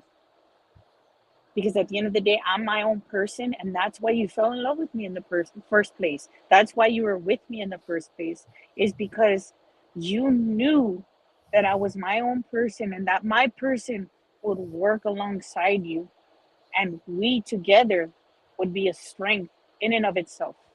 So obey is incorrect. It's disrespectful. And I would never, not even myself, to my partner, let's say I was supporting my partner and I was making all the money, I would never expect for my husband to obey me. I would expect my partner to be my partner, because a partnership is 50-50. You both give equally. Nobody's obeying anybody. And that's just how I feel. So Lexi, it's completely disrespectful. Lexi, quick question before I pass it back to the panel. Do you, if you're going to get married, do you what do you prefer? Do you prefer your man to be the leader in a relationship? Yes or no? I would hope so, because at that point, it's not that I would obey him, it's that I would accept his leadership and that I would be able to follow on my own terms, not because I needed to obey, but because I chose to follow something that I thought was worthy of following, that I chose to follow him with faith. Faith that he's going to lead me in the right direction, faith that he's going to lead my family, and faith that he's going to keep my heart safe. Okay, so you want your man to lead, right? To be a strong leader. Yes, but Okay. I am not going to obey him. I'm going to let him lead. Okay, so what, as a leader, he has to lead you, right? That's the role of leader. That's the definition of leader, right? So as a leader, you have to lead the people that you're responsible for. So you have to give them directions, right? No, not necessarily. You give them options as to what directions they can take. You give them the best alternatives, and you let them make their decisions. I feel like obey is like, no, you have to take this route, versus you have alternatives you can take.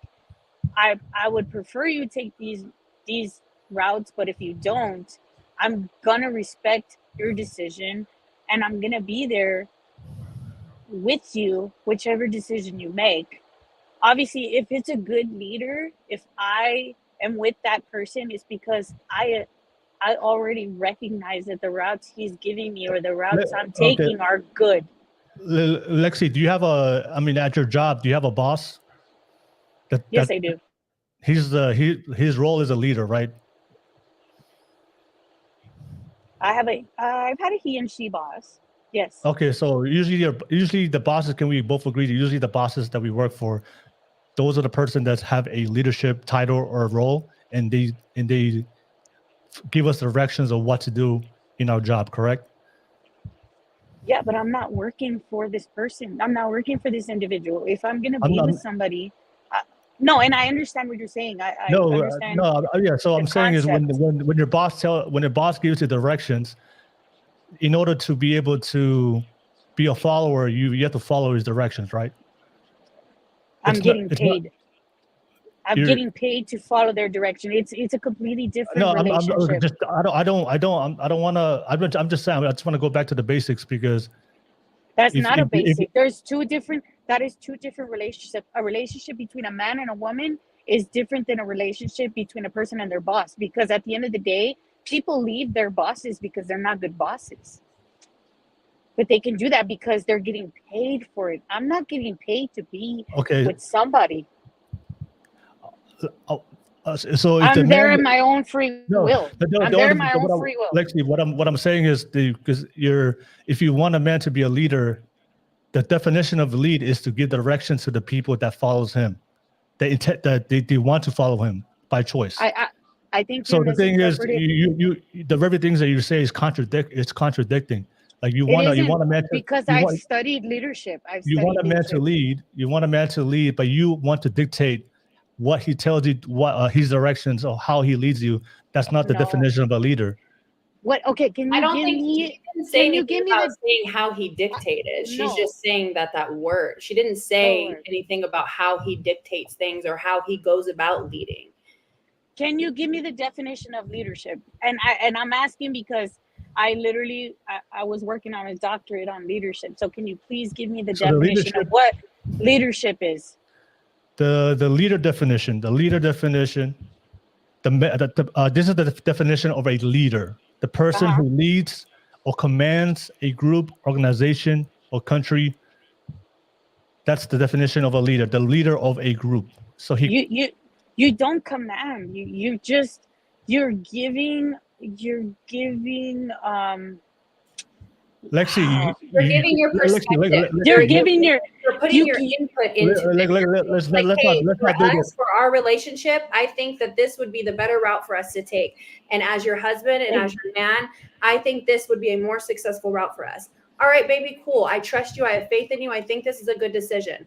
But also on the flip side, there's been times where I've been in my relationship and I'm like, babe, I don't think that that's the best route. I don't. And if I could, I think that this is the better route. I think that we should do this instead. And I think financially this might help us, or I think this might be the best decision. And he turns around and he thinks about it and we communicate about it. And he turned around and told me that's a good idea. Thank you. Exactly. I thought from a different perspective. Exactly. So what I'm saying. That's what exactly I said, though. That's No, exactly what I said. But the man is the leader, right? No. The man is leading you, though, right? No.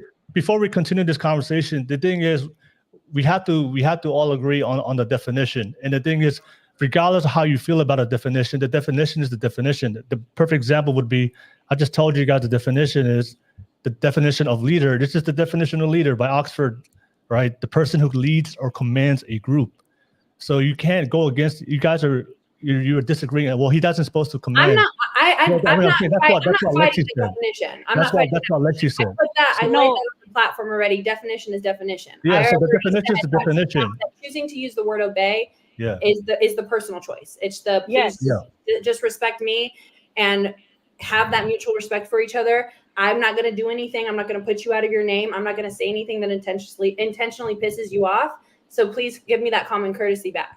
So what I'm hearing right now from Lexi, like I already put up the example, would be if you're with a man that's a good man, he's committed to you, he's consistent. Every single decision he has shown you has proven to you that he knows how to lead and he has your best interest, right? So if you want a leader, the definition of a leader is a man that commands a group, the people, or whoever he's responsible for. His role. I still don't think to lead. Let me just finish, Lexi. So the thing is, if you want a leader and that is your preference, by default, by definition, if you want him to lead you and you choose that man, you have to play a supportive role in order to follow his directions. That's just the principle of being a leader, and that's just the principle of being in that type of relationship. Now, if you don't want a leader, if you want a partnership 50-50, there's no gender roles, there's no biological roles. You guys, 50% is shared between you and the man, then that's different. Then go do you. But if you want a leader, when you ask most women, they say, I want a man to lead me. Then you have to allow him to lead you. You have to allow him to give you direction. And like I told you guys before, he has to prove to you first that he's a good man. He has strong morals and values. He has the ability to lead you. So if he has already proven that to you, that he can do that for you, and he hasn't shown you any other behavior otherwise, and he has your best interest and he loves you, what is the problem of you allowing him to lead? But like I told you guys before, the problem with a lot of modern women today is because you've never experienced a good leader. Every single time we use these words, you're pushing back because the previous man that you were with led you to a bad situation, a toxic. But if you finally come across something, a good thing, then you have to allow that man to lead. And that's why for a lot of women, they don't attract those good leaders, because the leaders, they want a man, they want a woman to be able to submit to his leadership and follow him. And if you're unwilling to go against what I say, then that's fine. Maybe I'm not the man for you. Well, can I jump in real quick? I'm going to go with another woman that's willing to follow my direction. And that's where we're having. Well, maybe I'm not the man for you. Maybe I'm not the man for you. So go on to the next one. That's why we're having an issue. I'm skipping them, cutting them off. Will. Okay. But let me up. Yeah, I'm saying is he's also married, so it doesn't matter right now. Before I'm gonna pass it to conversation. I'm gonna pass it to L, and because I want to get everybody involved, because L hasn't spoken. Lexi. Lexi. I'll come back. Hold on, wait. Chill. You're already married, so you're not generally in this conversation. Well, Wiseman, I'll come to you. I'll come to you. I promise. You know why I'm married, Lexi? You want to know why I'm married, Lexi? Because my wife will. Wiseman, I'll definitely come to you. But I want to pass it to L. I want to pass it to Jerk, and I'll come to you. But I have UK economists. But that's all the thing I wanted to say is the thing is, ladies, if you want a man to lead, you have to allow that man to lead. But the thing is, as a man that's a good leader, if you're not willing to follow and you're pushing back, you're being combative, that's why a lot of women don't attract leaders, and you attract a guy that's more willing to be in a 50-50 partnership relationship. That is just the reality. So it's what you want. So if you want a leader, then let the man lead, especially if it's proven to you that he can lead. Now, if he hasn't proven to you that he can't lead, then that's another situation. But in this scenario I'm presenting, if you find a good husband, a man that knows how to lead, and you're still unwilling to follow his direction, then that's why a lot of times you don't attract those men, because those men are looking for women that knows how to follow their leadership. I'll pass it to you, Ellen, and a UK economist. I saw you just dropped a super chat. I'll come to Jerk, then I'll come to you, Wiseman, and then Giselle, and then I'll come back to Lexi. Elle, what did you want to say? You want to add on to anything? You want to add on, Elle? You good? Okay. I pass it to you, Jerk. Jerk, go ahead. Yeah, I just think everybody went to the extreme, because I think most of the time, if anybody in a relationship, nobody's going to come to anybody, you better obey me. That would be bad leadership. But I think a good leader is just going to, kind of, like I said before, like loop the person into the plan, and, you start making decisions with each other. And then also, like Giselle said, if she has a good plan, then you should embrace it. Because at the end of the day, the whole goal is to win, get to the finish line. But I just think we get caught up on a word sometimes where, like, it's in the vows, it's in the submission and stuff. It's in the Bible if you follow that. So that's why I'm saying it covers like the whole marriage and stuff like that. But typically when you get to the relationship, people ain't coming in the house like, hey, you better obey me. The man, if he's the leader, he's typically going to like gain the knowledge and come to you and be like, hey, look, here's a plan. I think we should go this route. And then he should take your knowledge and stuff into consideration and stuff like that. And you guys that's how you should operate. But I think sometimes we just get caught up on the words too much, where it's just the vows that they're talking about obey and stuff, but not like you should be coming in the house marking orders like that, because everybody got choices. You're dealing with two adults, So you do got to have that level of respect. So that's all I wanted to pretty much say. I think we're just getting too caught up on that because everybody's got good points. Yeah. No, I agree with you. I agree with you, Jerk. I think what leaders will do is they'll just give you the plan, the layout. This is my standards. This is my morals. This is what I expect out of you in the relationship for this to work. And they're not going to ask you to follow it. They'll just present it to you. And it's up to you to take it if you want to do it. And if you don't want to do it, if you want to push back, I don't want to follow, then no, that's fine. I'm not going to force you to do something you don't want to do, because that's going to be a disaster in a relationship. So these guys, that leader at that point, he does got to, sometimes if say somebody ain't on board, then you got the plan to go to the finish line. You got to go forward, probably without that person. Exactly. So, those are decisions everybody got to make. Everybody got choices. Yeah, there's a difference between a tyrant and a leader. A tyrant will try to force you to do what he says. A good masculine leader is not going to force you. He just like, this is the plan. This is my standards. This is how I do things in a relationship, and this is my expectations of you. Do you want to follow them? Is it a good plan for you? Yes or no? If you like the plan, let's go follow me, and we're gonna go take this somewhere else. If you don't want to follow it, then he won't even force you. He's like, okay, no problem. You're just not the one for me. I'm gonna move on. Can I say something real quick? Yeah, go ahead, Wiseman. L, you looking like a tall glass of milk. You good, girl? L, you good?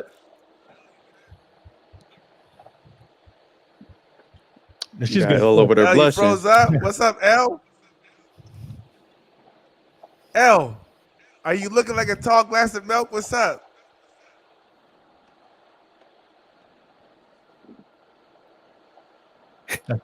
She's good. What did you want to add on, Wiseman? Man. Who's that? Is that Will? Or is that us? No, that was me. What did you want to add on? I just want to add on because L didn't say nothing on the past thing, but what I want to say is this. You know, L, can you hear us, L? I want to make sure L can hear us. No, she can hear us. She's just chilling L, right you now. can hear us, L? L just chilling. L, okay, can I? Because I'm a gentleman, so I just want to know, L, did we say anything that offended you, L? If you can. And I want to ask Giselle the same question, but L, I want to start with you. L, did we say anything that offended you, L? My tall glass of milk, calcium.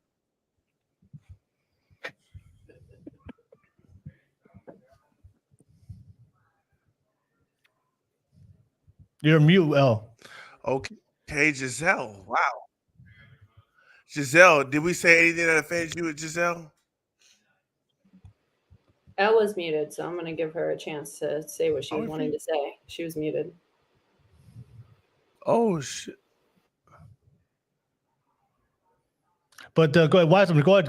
We got to keep it moving. What do you want to add on? Go ahead.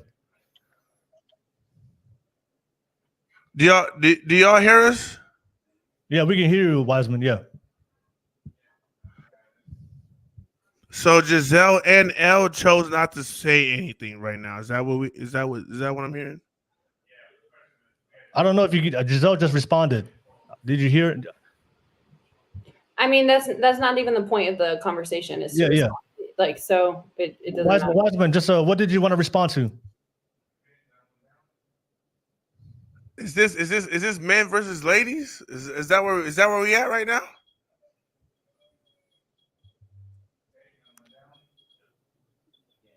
Wiseman, what did you want to add on? Is there anything you want to add on? Froze up. I think it's your end. We froze up. My bad. Yeah, you got. I think it's it's my end. Okay, my bad. Communication. Yeah. Okay, it's my end. All right. Okay. All right. So before we move on, before we move on to the next subtopic, I think that's one of the biggest challenges that a lot of modern women are having a hard time of attracting good quality men to become a good wife. Is, like a sophisticated jerk. If you want a man to be a leader, then that his responsibility is to give you direction. If it's proven otherwise, if he's done the work to prove to you that he can lead, he's committed to you, that he loves you, that he has a plan for you and your family, then his role, defined by that word leadership, is to be able to give directions, to be able to give you guys a direction to follow, so that way you guys can go a specific direction that you guys planned on. But a man can't lead if women are unwilling to follow or to obey or to comply or to cooperate or to be coachable, whatever word that you guys want to use. But when I do hear a lot of women that they want a leader, but he should not tell me what to do, that defeats the very purpose of his duty and responsibility. Just like a boss, just like a CEO, whatever dynamic, whether it's familial, company, job, professional, by being a leader, you have to be able to give direction to the people that you're responsible for. A father can't be a good father if he can't give directions to his children. A husband can't be a good husband by giving directions to his wife and his family.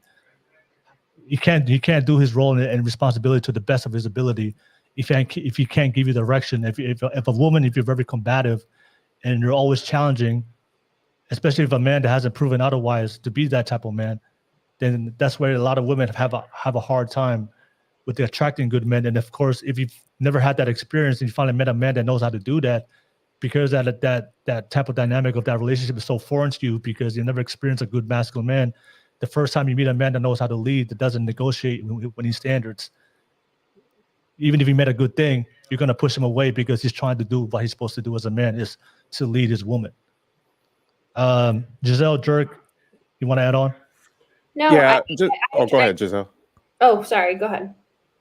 I was just gonna say I do see sometimes why women do get pushed up back though, and I think one of the things like men need to start understanding is just like the communication piece. You know, you do got to break down what the plan and the vision is, because I think, you know, just having sisters and females in my family, they done saw like a lot of relationships collapse. So, you know, they don't want to be left holding the bag either. So they want to be in the know, you know, of like what the plan is and stuff. So I think, you know, man, we got to make sure we're communicating that. And like they saying, you know, I do understand how they're saying somebody come in the house using the term obey. That would be a little weird. So yeah, I just think we got to take that in consideration. But yeah, you're spot on, Will, as far as like, there's got to be that if you do want the leader, he does got to have the direction and stuff. And you vetted him out early. You know, he should have came to you with a plan. It should be sound. He should have took your feedback. So at that moment, once you kind of select that guy, you got to kind of, you know, let him run some things and stuff like that. So that's all we were saying. But we do agree with the come home telling you to obey. Yeah, that was the point weird. that I was gonna like kind of just conclude it with, is that like I think whoever that you're with, you already sized up. You should have already sized up by now if they're going to be able to lead you correctly. Or if this is somebody where you're not going to be able to be in your full femininity and you're going to have to, you know, figure out if that's the relationship that you want to be a part of, where you're going to have to be a little bit more masculine. Like I said, luckily for me, the relationship that I'm now, my man is very much masculine. So I'm learning, because I'm not perfect. I'm learning how to be a more vulnerable and completely feminine woman. So I think it all just comes down to the person that you decide to end up being with, whether or not you will, as a female, allow them to lead. But, and as stupid as it's going to sound, it is what it is. Words, you know, the words that you choose can be upsetting to some people. So you don't know what they went through. You don't know their past. You don't know if they went through abuse, emotional or physical. You don't know if something that you've said can put them and set them back to how they felt in that scenario. So that's all I mean is like when it comes to like a respect thing, like if I'm letting you know that the word obey is like not okay for me, there's a reason behind it. I'm not just doing it to do it.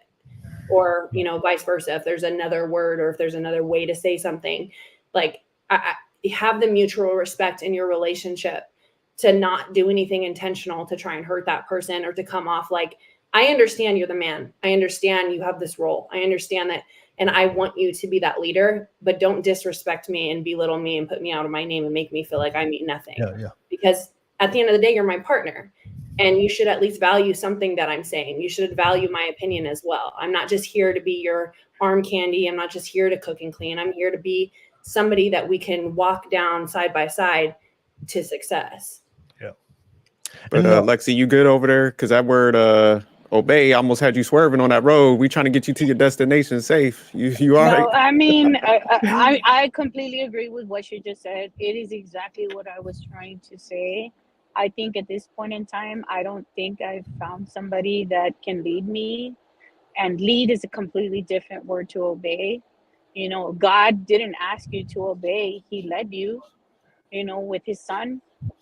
He gave you something vulnerable about him. And then he said, you choose to follow whether you want to or not. He didn't say, oh, obey me. You know what I mean? So I think obey is the complete wrong word to use for this situation. I think leadership and the woman wanting to be led is the correct way to go. And I think the way she explained it was perfect. I wouldn't expect anything less from my partner, because what she said is they're getting feedback from me with their decision. They're not just making the decision for me. And I think that's the best way to handle, you know, a successful relationship, like she said. Okay. We can still disagree. we can still disagree on the terms, but like I said, it's just a connotation and the perspective, the way you view it. If you're with a man, like obey is just comply following direction. That's all obey is. And if you find yourself a good man, a good person that knows how to lead you, and I agree with Jerk, because we have a group called the Masculine Mind where we talk to masculine men. I haven't talked to any good masculine men that they had to force their woman to do what they wanted to do. They already set the standard up front, and they already have their type of men that already have high standards for themselves, and they also look for high standards in their women. So that conversation of forcing their women to obey, I've never met a good masculine man that knows how to lead that told me that they had to force a woman to obey them. They already picked a woman of quality. They're already good quality. They know how to lead. They communicate effectively, and they respect each other's standards. And they don't even have to have that conversation. It's already set in place already. But I think, use it more like influence. Yeah, at that point. Like I've never heard any good masculine man who I know of who are in a successful relationship that said, Yeah, but you're saying good masculine men. That's what I'm saying. That's what we're working. Yeah. Good masculine men. Now Yeah. the other thing is, like, when you hear the law, you interpret it in your own way, right? So if you say, "Oh, well, you're not supposed to do this," okay, but you mean by when I say when you say you're not supposed to do this, like, do you mean this? So it's your interpretation of the word. It's your interpretation of the law. It's your interpretation of how you see it. And I think his name is Jerk. I think he said it very appropriately, where he was like, I'm gonna lead and I'm gonna give them a scenario of things, options that they want to go through, and then at that point we'll take it from there. But he's going back to, we're doing this together. I'm not just leading. It's not the blind leading the blind. It's somebody who's willing to take your perspective into consideration. And I think that makes a partnership very, very strong in the end. No, what Jerk was presenting is he gives the woman and correct me if I'm wrong, Jerk. You give your woman a plan, right? And it's up to her if she wants to follow your plan, right? In a case, but I do like say if it's a major thing, I am gonna get that feedback. I'm gonna be like, hey, here's what I'm thinking. For example, like when we was like earlier on when we got married, we did a lot of like moving around for like my job and stuff. But I would always make sure like, how you feel about this place here. Here's the school district. So I mapped it out, like even her job and stuff, and she would have feedback. But over a while, like after I was proven that I was like making good decisions, honestly, she was just like, hey, do your thing, we're good, I'm just gonna follow. So you're right to a way, Will, where it's just like after she saw how I maneuvered and stuff, kind of gained that level of trust, and she was just on board and she would just go with the flow type of thing. But I would still come to her and like lay out the plan, like, hey, what do you think about this? Yeah, I mean, and like she still had to the point where you know how to lead her. She has to obey your direction and the plan that you have. If she's disobeying and being combative and going against everything you present her, even though you're giving her different alternatives, but she keeps disobeying it, I want to do it my way. We can both agree that that's going to be an issue. Yeah, if you got two people moving in a different direction, then I mean, it just ain't gonna work out. Yeah. So so at the end of the day, well, Lexi just from Lexi, Lexi just doesn't like the word obey. Yeah, she hates the word. That's yeah, that's all it is. But the definition is comply, follow. And if you want the man to lead, he has to give you direction. The same way, Lexi, you give your kids direction. If you told your kids, hey, obey me, I'm your mother. I expect my daughter to obey me. There's a difference. Like there has to be another word. I'm sorry. Like, oh yeah. So I don't want to go into the semantics, but the word is just comply and follow and cooperate. No, that's all it is. No, you can. What is it called? It's a word that starts with a C. It's not comply or cooperate. You talking about compromise? Compromise. That's exactly the word. That's not the word. Compromise. Yeah. I will compromise. I mean, the thing at the end of the day is like, if they make a decision for me, and I'm willing to go with that, it's because I'm compromising with them. I'm making the conscious decision to be like, okay, maybe it's not what I want, maybe it is what I want. But at the end of the day, like, if they're leading me in the right direction, I'm like, you know what, I'm compromising with whatever you want to do, because I'm not sure yet. Like, I just don't think obey is the correct word. I think it's a misuse of the word. I think the definition is very, very straightforward. And I think there has to be a better word than obey, because you're going to offend every single woman. If you ever say you need to obey me to any woman, I don't care if it's me, I don't care if it's the two women on this conversation, I guarantee you're going to get the same reaction from every woman. The minute you say obey, it's over. Like, you better expect a fight. I'm sorry. No, Alexei, if you look at the live chat, there's women on the live chat who are married and they have no problem with the word obey. Like I told you guys before, if you've never experienced a good man before, then that's why you have a negative perspective and connotation to that word. Women who have been raised traditional and they find a good man, they don't have no problem obeying because that man is already a good man.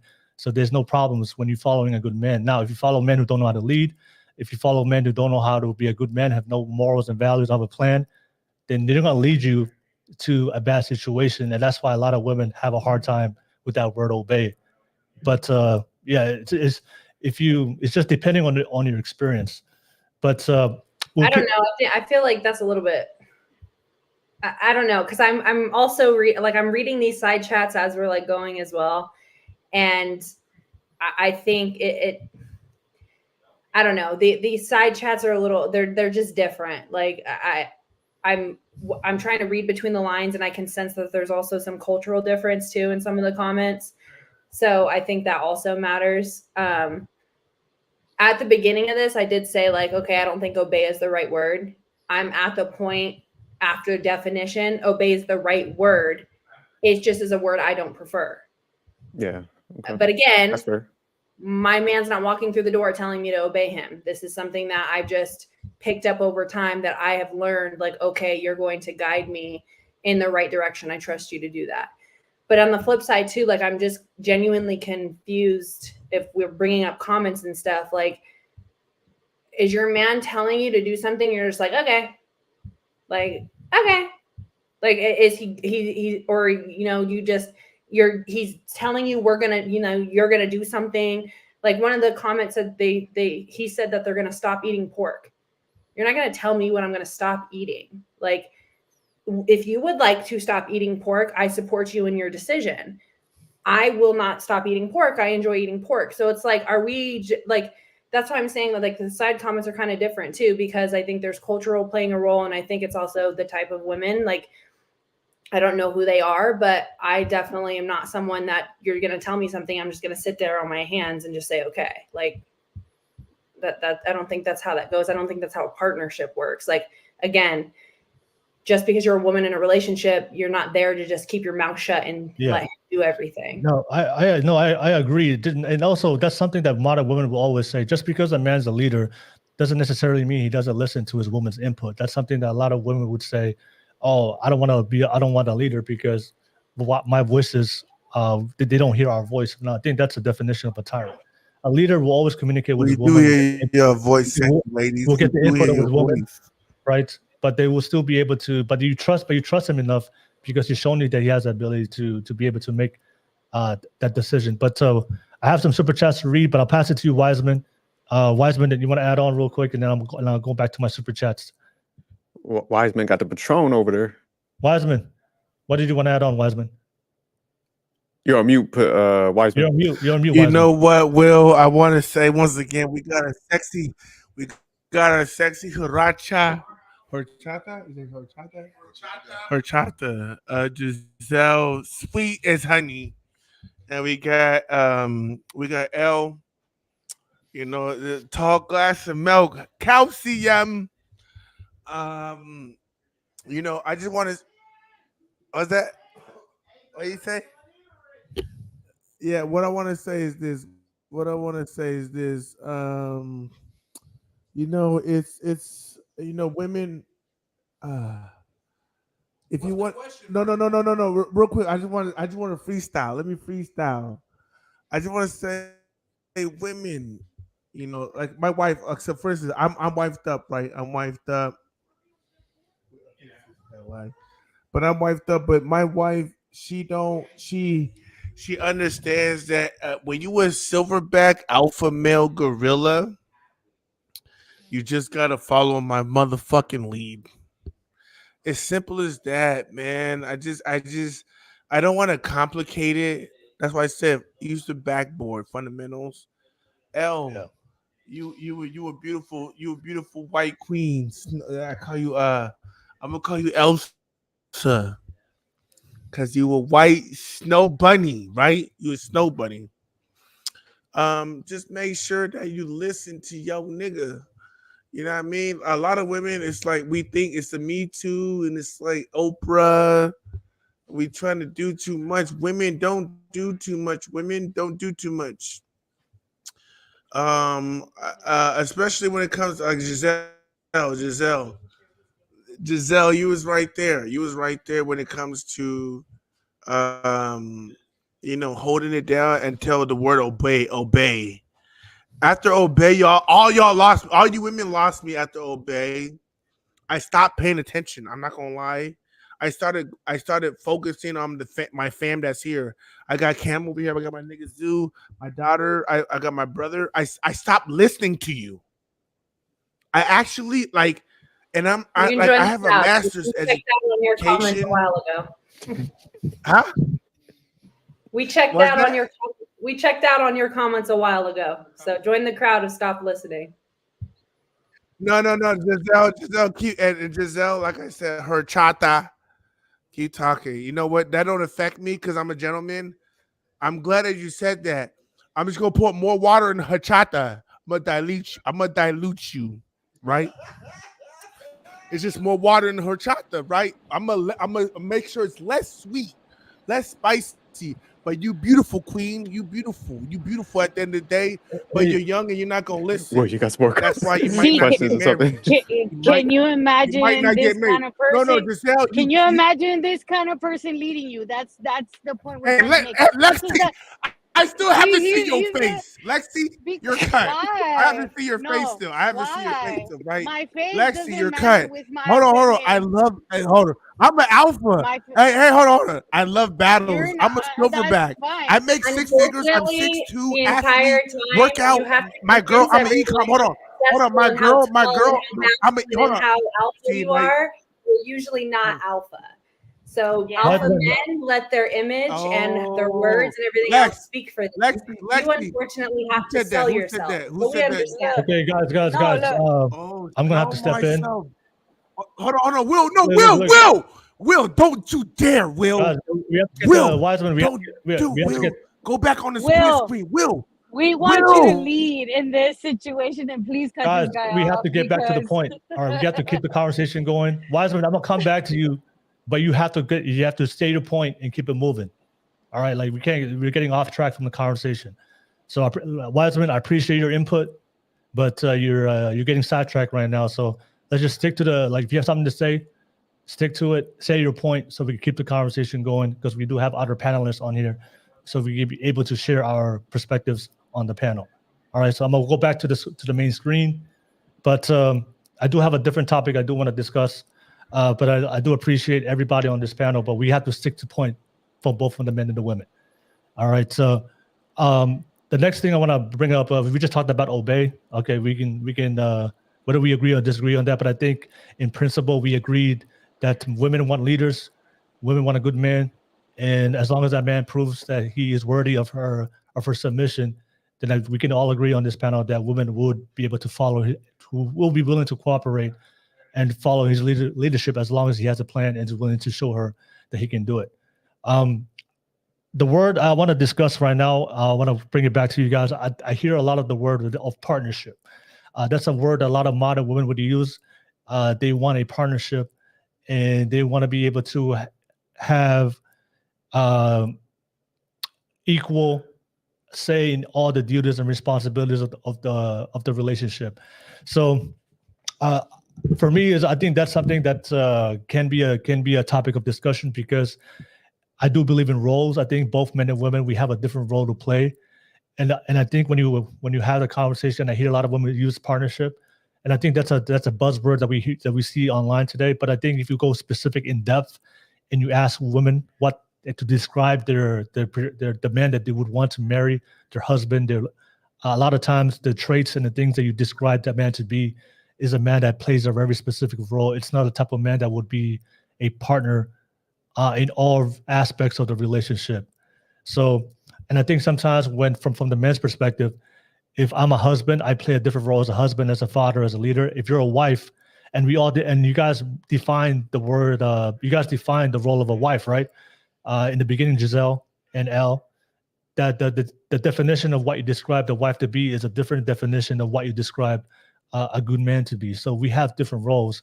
So I think sometimes a lot of women would say they want a partnership, and I think that can be a negative to a man that wants to be a husband because he wants to play his role. And if the woman wants to fulfill his role and his duty and not allow him to be a man, not allow him to be a leader in the relationship, that can be one of the reasons why a lot of women don't attract a good husband or become good wives, because I do believe it's more about a role. The relationship has to be a role because men and women, we play different roles. So I want to bring it back to you guys. What do you guys think? Do you guys believe in the term that we use today, 50-50 partnership, or our relationship is a partnership between a man and woman? Or do you guys disagree and you guys, you know what, I think it's more based on roles that we play in a relationship? And if you can find two people that play those roles and we respect each other's standards and what we bring to the relationship, and it's reciprocated, that's how that relationship works out long term. But I'll bring it back to the ladies. I'll start with you, Elle. Elle, what do you think about that? Do you think for a relationship to work, is it more of a partnership? And if you think it's a partnership, can you define what a partnership is so I can understand where you're coming from? Or do you believe for a relationship to work long term, it's more specific in the role? You know, the man plays a role.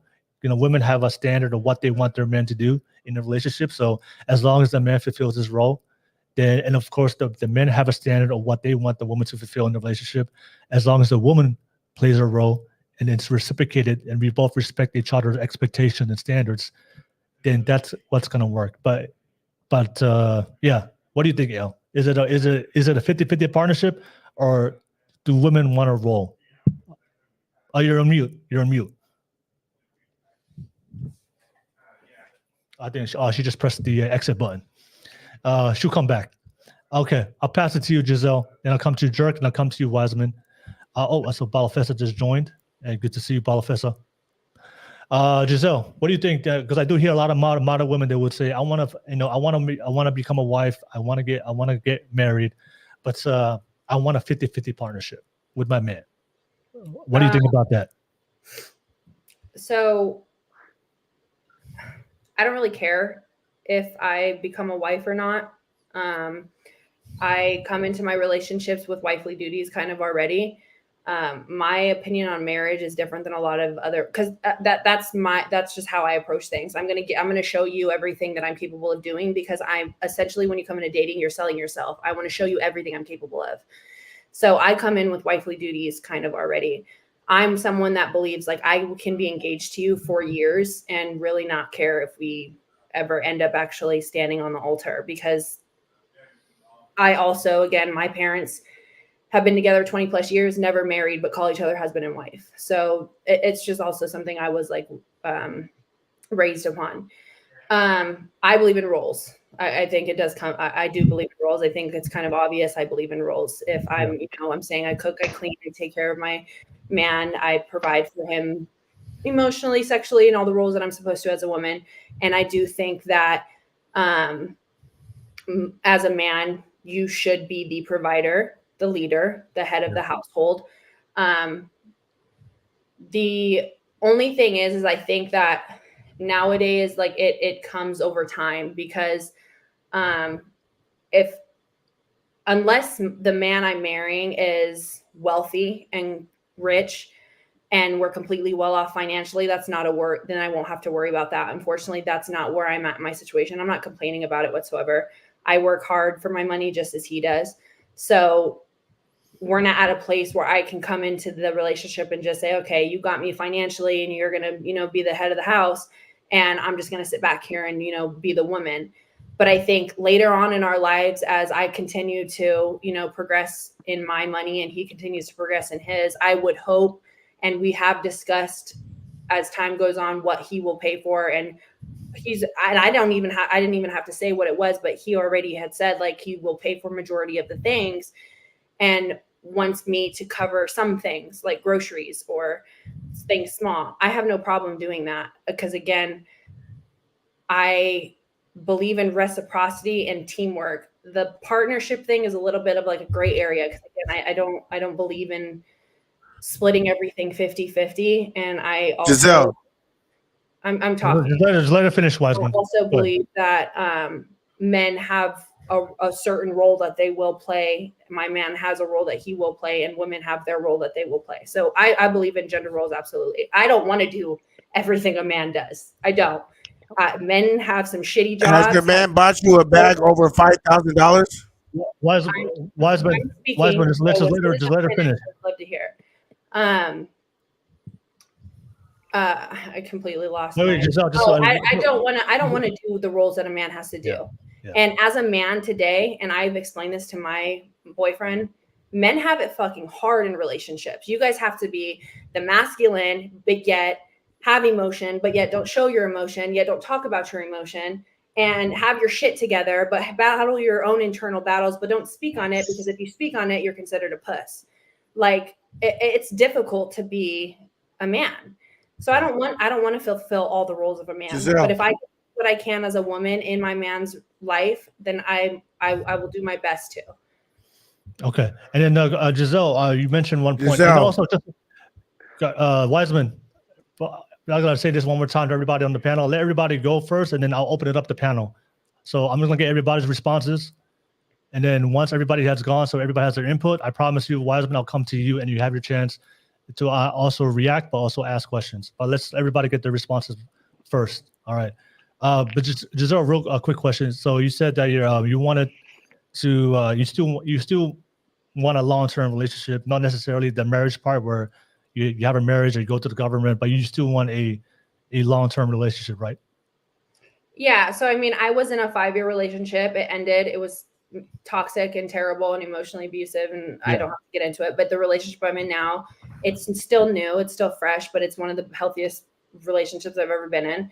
And I obviously, like, it would be nice to be married, but it's not on my priority. It's on my bucket list. I'm not one of those females that I can't wait to be married. I can't wait to have kids, because in my mind I can, because I want to travel and I want to be a nurse and I want to work hard and I want my partner and my boyfriend to make money too, so we can come together and travel the world and everything like that. So yeah, I did say, to answer your question, sorry, I did say that I'm someone that can be in a long-term relationship, like a long relationship, and be engaged to you for years before I actually. For the rest of your life. Okay, yeah.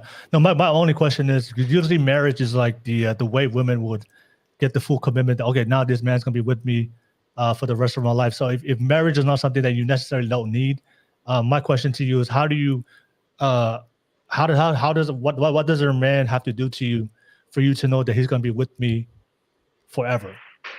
So that's why I don't have a problem being engaged, because I think being engaged to me kind of already showed me like I have the potential to be with you for life. But also the biggest thing for me is consistency. Like, I believe in dating each other for years. Like, we still go on dates. We still, treat this like it was new. We still communicate like it's new. So one big thing for me to show your dedication to the relationship is still showing that consistency that we had when we first met. Don't, give me rainbows, butterflies, and show me off and buy me gifts and take me places and do all this other shit. And then stop doing it. And then stop doing it. But not even materialistic. Don't be a good communicator and listen to me and value my opinion and help me in the kitchen, and then, have dinner nights at home or fun nights at home, and then not do that a couple months, a year later. Like, consistency is a big thing for me. So if you're somebody that 2-3 years down the road can consistently do those things and make me feel like, man, you really do love me, you can do this forever, then that's kind of my commitment. And I only, like, that's the way that you show you'll be with me for a long time. And I only say that because my last relationship, there was no consistency whatsoever. I got something for a few months, and then I, unfortunately was cheated on over 6 times. So there's, consistency to me is what I learned from a last relationship that I would value and be one way to show me this relationship is worth being, in Okay. for a long time. Okay, fair enough. All right, thank you for sharing that, Giselle. I'll come to L, Jerk, and then Wiseman, and I'll come back to Paulo Fest. So thank you for jumping on. L, I'll pass it to you. The same question I was asking Giselle. Yeah, like, do you believe in 50-50 partnerships? Because that's the word that's been thrown around today with a lot of women who are trying to get married or trying to become a wife. Do you believe that's the dynamic that's supposed to work, or do you believe that a successful dynamic for a relationship to work is more based on specific roles between the man and the woman? What do you think? I'm gonna go with the same thing that Giselle said. It's specific roles because number one, I know for a fact that I'm not gonna make the same amount of money as my husband's gonna make. There's just no way. Yeah. If my husband's making $300,000 a year, I can't match that. There's no way. Not in my field that I work in. I work in behavioral health. There's no way I'm gonna make a $300,000 a year or even $150,000 a year. So again, I'm looking if I cut even with 90,000. But that's what I'm saying is like I'm gender role specific because again, I will take care of everything at home, including his emotional, sexual, all those needs. As long as he's taking care of me, I'm gonna do the same for him. Okay. All right. So you agree with okay. So you believe on gender roles. Okay. I'll pass it to you, Jerk. Jerk, same thing. Do you think? Because I know Lexi, before she left, she mentioned the word partnership. She doesn't, And do you think that the partnership do you think most women want a partnership, or that's just something that society has convinced them to think that's what a relationship is? But deep down, most women, it's not about a partnership. They want a relationship based on roles. Because there are certain things that they look for their man to fulfill. What do you think, Jerk? Well, I think you should have roles, but when I'm like listening to women, I think they want a little bit of everything. Yeah. And so I think when they say partnership, I think guys misinterpret what they're saying. They just want to be included in the process. So that's why they use the word partnership. So that's why I never get worked up when they say it. I mean, there is some females that when they look at that partnership, they want the authority. But I think for the most part, they're saying partnership as far as like, hey, I just want to be included in maybe some of the process, being a no, like we said earlier. So I think they misuse terms a lot, going back to the word obey, So I think when they hear stuff, that's how they have the reaction. But I think you should have defined roles. But for example, like me and my wife, we do a 50-50 on the finances. But there's still that leadership structure and stuff like that. So I think you could do what you guys said last time. I like the word. I think Paulo said a hybrid, but it still has that like top leadership structure and stuff like that. Okay. All right. Thank you for sharing that, Jerk. Appreciate it. I'll pass it to you, Wiseman. Wiseman. Same thing. 50-50. Do you that's what a lot of modern women are saying, that they want the 50-50 partnership. Is that going to work, or it has to be based on a role that men and women have to play? Well, I'm not gonna lie, man. I'm glad that we had this podcast. I'm beginning to learn that my wife is special. Thank God I married her, bro. She is a special female. I actually learned that on this pod. I thought that a lot of females were competent. Giselle was close. I said I actually thought Giselle was a tall glass of her tata. I thought Elle was a tall glass of milk. And then I learned my wife is a special breed, nigga. I'm talking X-Men, mutant. Not normal, because my wife, I ain't gonna lie, bro. She don't get caught up on the word obey. She definitely. I told her to delete her Instagram. She had over 10,000 followers. She deleted her shit. She only has 100-something followers right now. Giselle, you gonna delete your gram? Giselle. You go. What? She see how she rolled her eyes to the back of her head like Undertaker? That's a no. I'm not going to delete my Instagram. Sorry. No. You're not getting wiped up. Huh? What'd she say? I unfortunately don't think you're the type to tell me if I'm going to get wiped up. But Wiseman, let's stay on track. Wiseman, let's stay on track. What's her response to the partnership? Will. We gotta get spicy. Will. Will, don't do that, Will. We gotta get spicy, bro. We gotta get spicy. Hot Cheeto. We gotta get spicy, bro. Giselle said, "I'm not the type of nigga to get talk about marriage where I'm married, wifed up, and making over 300. Me and my wife combined making over 300,000 a year. But we not the ones that gonna tell you how to get wifed up, right? We in Silicon Valley. Hold on. We in Silicon Valley. Insurance, kids on my lap, house, double, triple decker. But we not the ones that's gonna tell you, right? And that's the thing. Another thing, Will, women don't want to listen, and that's the problem that we in. So I'm Nigerian, Will. If you didn't know, what Cam gonna tell you, we Nigerian. My nigga Zoo Nigerian, my brother Nigerian. We alpha silverback. We educated, master's degree, PhD. And you see how Giselle rolled her eyes on him? I love that. I ain't gonna lie, I love that craziness. I fucking love crazy bitches, my nigga. I love crazy bitches. Yeah, that's a no. So we I'm gonna either tell you right dismiss now. or No, we don't do that. Hold on, Giselle. We Don't interrupt, Giselle. We don't do that. No, Giselle, don't Have the say the word. respect, Hold people. on, Giselle. Don't call me Giselle. that. No, Giselle. we don't do that. If you went Giselle, to see, communicate my like wife an said adult, the you same thing. can't. You're not my wife, But you're though. You're too not my wife, though. Giselle. to this Giselle. podcast, so you need to call me a Let me bitch. finish. Yeah. Giselle. Guys, Wiseman, Hold on. let's get back on track. I didn't call you a bitch, Giselle.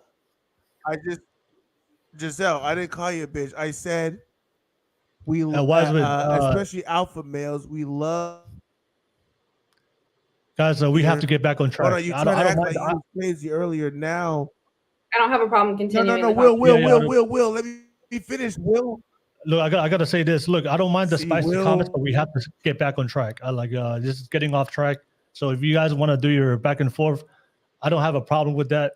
But we have to get back on track because like we do have other panelists to go to so they can speak as well. I'm not gonna spend the entire show on two people going back and forth. So if you have a back and forth, that is absolutely fine. But you have to get back on track to the point so we can continue the show and I can continue to go back to other people who have something to say. All right. So I'm gonna go back to Wiseman. I'm gonna come back to you, and you and Giselle. But we need to get back on the top. The topic I was asking you to respond to. What's your thoughts about partnership and a role-based relationship? Which dynamic is the best for a relationship and marriage to work for two people? So I'm gonna come back to you guys, but we need to get back on track. All right, go ahead. Go ahead, Wiseman. See how L's eating her celery or whatever L was just eating? And L, you could tell L got kids and she's been married. L knows how to sidestep. Women, you gotta learn how to sidestep women because you're gonna get in a relationship with a dude that's an alpha. You gotta learn how to sidestep. You gotta learn how to not get in the way. You gotta learn how to let a dude get his shit off and not be bothered by it. So L, you can tell when I, and especially this situation, especially L, she's eating her food on the side, being quiet. She's not back and forthing. She's not going arguing. If L met the right dude, L would be married with multiple kids. She got multiple kids, and I thank you, L, for procreating. But L, like she said, no one taught her the game, how to be in a relationship. But L already, you can tell she has experience. What's her name? Wiseman, you gotta learn, girl. We need to get back on track, sure Wiseman. L, and L will teach you the game. Wiseman. Okay, let me. Okay, we'll keep it moving. We'll keep it moving. So as I was saying, All my right, bad, you. Will. I had to get my shit off. Will, my bad, Will. Let me get my shit up. Okay, you good? I'm gonna pass it to Balfessa. My bad. Remind me of the question because. Yeah, pass the torch because I don't remember the question, but I just gotta say, L, you a lady, L. I fuck with you, L. You a lady. Okay, I'm gonna keep it moving. I'll pass it to you, Balafessa. Balafessa, we were just having a conversation. Thank you for jumping on as a public guest, but we're having a conversation with the partnership. A lot of modern women would say, I want a partnership. 50-50. What is more suitable for a marriage to work long term, especially if they're looking to be a wife and they want to find a husband? Yeah, look, can you guys hear me well? Yes. Okay. So, look, we've done a disservice to both men and women with this idea of partnership, right? This whole idea of 50-50 comes from a place where a lot of people haven't recognized what positions that they stand in when it comes to marriage. So there is a need that women now have in terms of contribution. Now it's attached to money because your one is working. The ability for a woman to pay for certain things around the home and a contribution to whatever dynamic that she is. I'm fine with that sort of dynamic. If you feel like that's something that you take value in and you take pride in, that's fine. For me, in the way that I stand in terms of how I understand men, for us as men, be in the gap where should anything happen, you're able to take on the full financial responsibility 100%. Now, I've recognized that seems so foreign now, especially with men nowadays, that is a foreign concept. Oh, women want 50-50, therefore we're going to give it to them. Whereas I come from an era where men stood tall and they stood proud because they took care of their family. Now, let's have a look at the 50-50 dynamic. What is 50-50? Because no one is able to define that for me in the ways that it is. Is it only financial? Is it in duties, responsibilities? Are we doing the same thing and contributing 50%? I'm not going at it in the sense of it's either bad or wrong, but if we look, and I think Al might be able to be quite helpful in this. If you're in behavior health, what are the models that we see, and I'm not too sure whether you touch this field or not, what are the models in terms of long-term relationship and successful ones that we see? Is it the 50-50 model, or do we see it as the wife and husband play their role and they play it to the best that they can? A man who becomes a foundation of his family, his wife and kids can crash into and he stands tall? Or is it the 50-50 where, look, you're emotional this week, I'm emotional next week, let's balance that thing out? You're on mute, El. Go ahead. You're on mute. Unmute yourself, yeah. Yeah. There you go. Go ahead. Okay. Sorry, I was muted, so I don't know why. But so I'm gonna say, so what I do, I work in ABA services. I work with children and adults that are autistic, have Down syndrome, schizophrenia, bipolar. I work in that kind of behavioral health. But to answer your question, I think somewhere down the line, men stopped being men and they started saying, well, women can pay 50-50 because I don't want to do it all. So that's where I think the 50-50 came in. It came in from men who started to be selfish and was like, well, I don't want to carry the whole burden by myself. I want my wife to help me. Or I want my partner to help me. Or I want the person that I'm with to help me. Versus the man just taking the reins and doing what he's supposed to do and providing for his family. He was like, oh, I want her to go to work. I want her to do more than just be at home with the kids. So somewhere down the line, the men took that, and well, not saying all men, some men took that and was like, well, you know what? I want my wife to have work and we're going to pay our bills 50-50 because that's how I want it. Because I don't want all my money to go to my family or I don't want to be a complete and utter provider. That's where I've seen a lot of this come from, just from seeing just young men these days, and even in the 80s generation, do that. And I'm like, wait, what? So I get confused even when guys are like, oh, do you believe in 50-50? No, I don't. I can't meet you 50-50. There's just no way. I'm gonna be honest. I can't meet my partner 50-50. I can maybe meet him 60-30 or 70-20, but I can't meet him 50-50. I don't have that, need, especially when he's making more than I am. There's no way I can meet that. Well, I do want to give a little pushback on that because I do think a lot of people nowadays are just looking at different ways to, I'll say, excel. Because, I stay in the DMV area.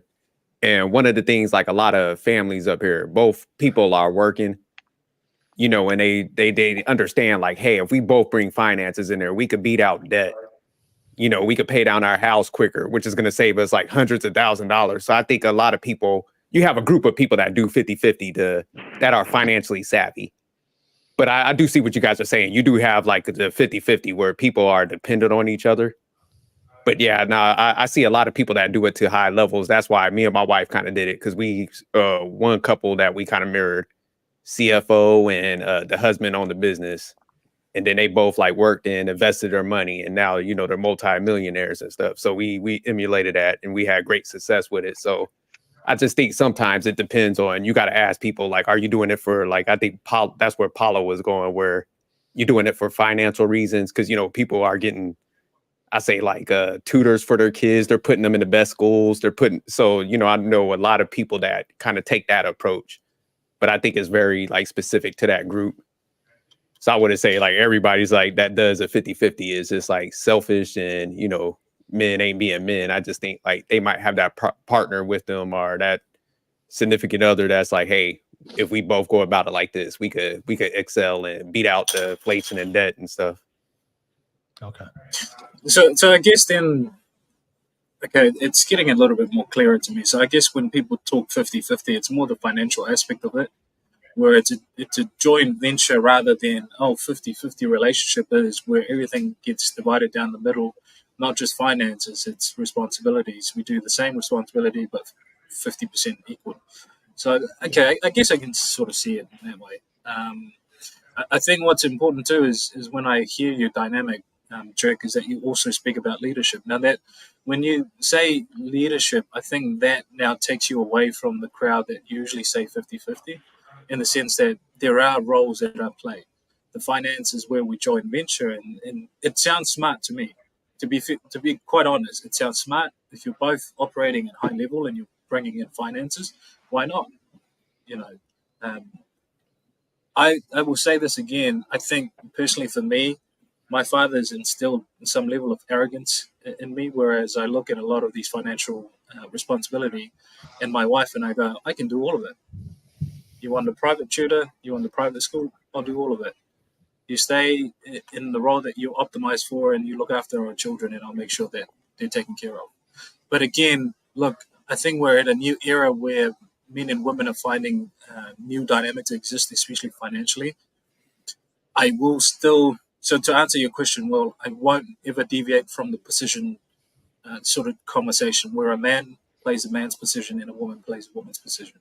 I think we're optimized for different things. And for me personally, a big highlight of my relationship with my wife is looking her go.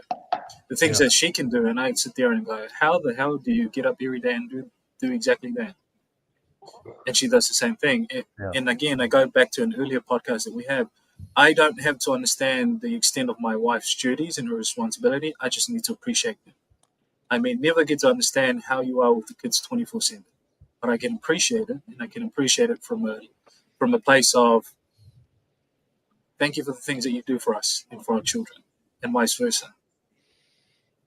So I'll leave it at that, but I think this 50-50 conversation is getting a little bit more clearer to me in terms of understanding it.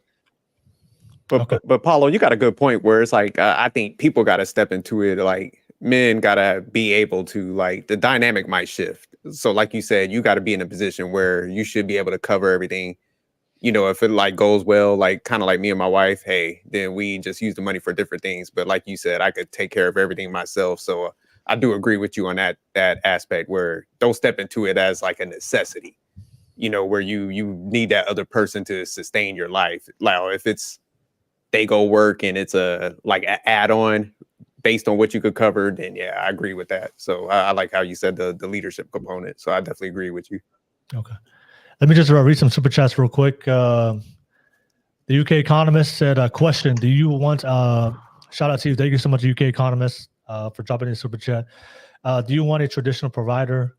If so, he will most likely to be a conservative voter and therefore will not be keen on the word obey, not being part of the wedding vows. So, I mean, this goes back to our previous conversation before when we started this conversation, but I'll pass it to you, Elle, since you're the lady here.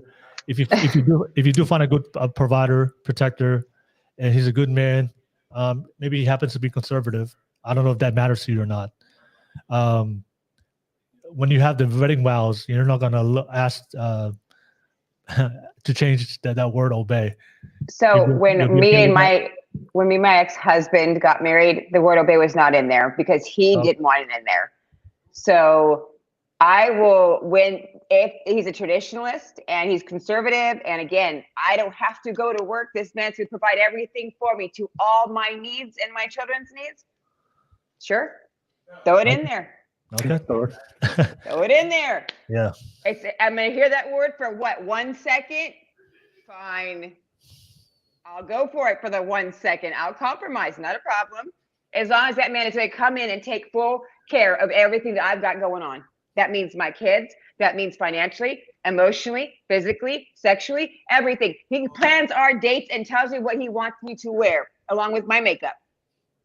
Okay. All right. Feels good. All right. Sounds good. Thank you so much. You pretty much answered that question to the UK Economist.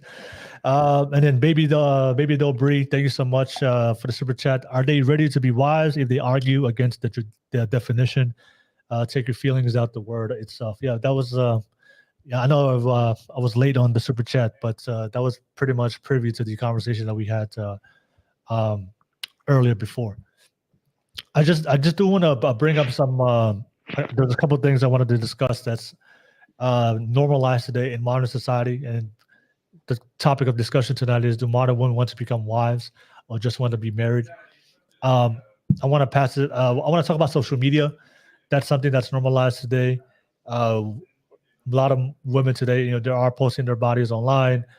That is that the type of things that should wives be doing, or is that the type of things that good masculine men are looking for? That's always a conversation. Can I say something? Can I say something, Will? Go ahead, Wiseman. Go ahead. L is the only female that survived. L, you about to get wifed up, L. No, I'm good. What's her I don't name? want to be What's wiped out. Her chakra. I'm unavailable. I'm single and unavailable. Well, even if you don't want to, you have no choice. Nigga gonna come by because what's her name? What's her name? The little messy chick that was just here. Her chata. What's her name? Whatever her name is. L, you survived. L, you made it through the trenches. That's where nigga gonna wife you up. L. A female couldn't even make it through the trenches. So you know what? Congratulations, you made it through the trenches. Mad Max. So congratulations. I appreciate you even more. And I go lie, for the women that are listening to this chat, you see how hard it is to go through the trenches? L, 7, how many, I don't know how many kids she got, but L made it through the trenches. Even what's her name couldn't go through the fucking gauntlet. It's a tough fucking duty. It's tough. And in this day and age, if you can't get through a podcast, fuck marriage. You're not going to make it through. So congratulations, L. Keep doing your thing, girl. Okay. Keep doing your thing. Hey, Wiseman, pass it to Cam. Cam, you haven't said anything.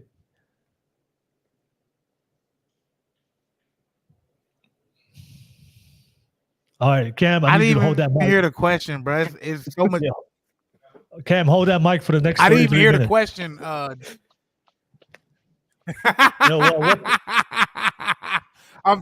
I'm trying to, man, but hey, this nigga house, bro. So he can say whatever he want to say.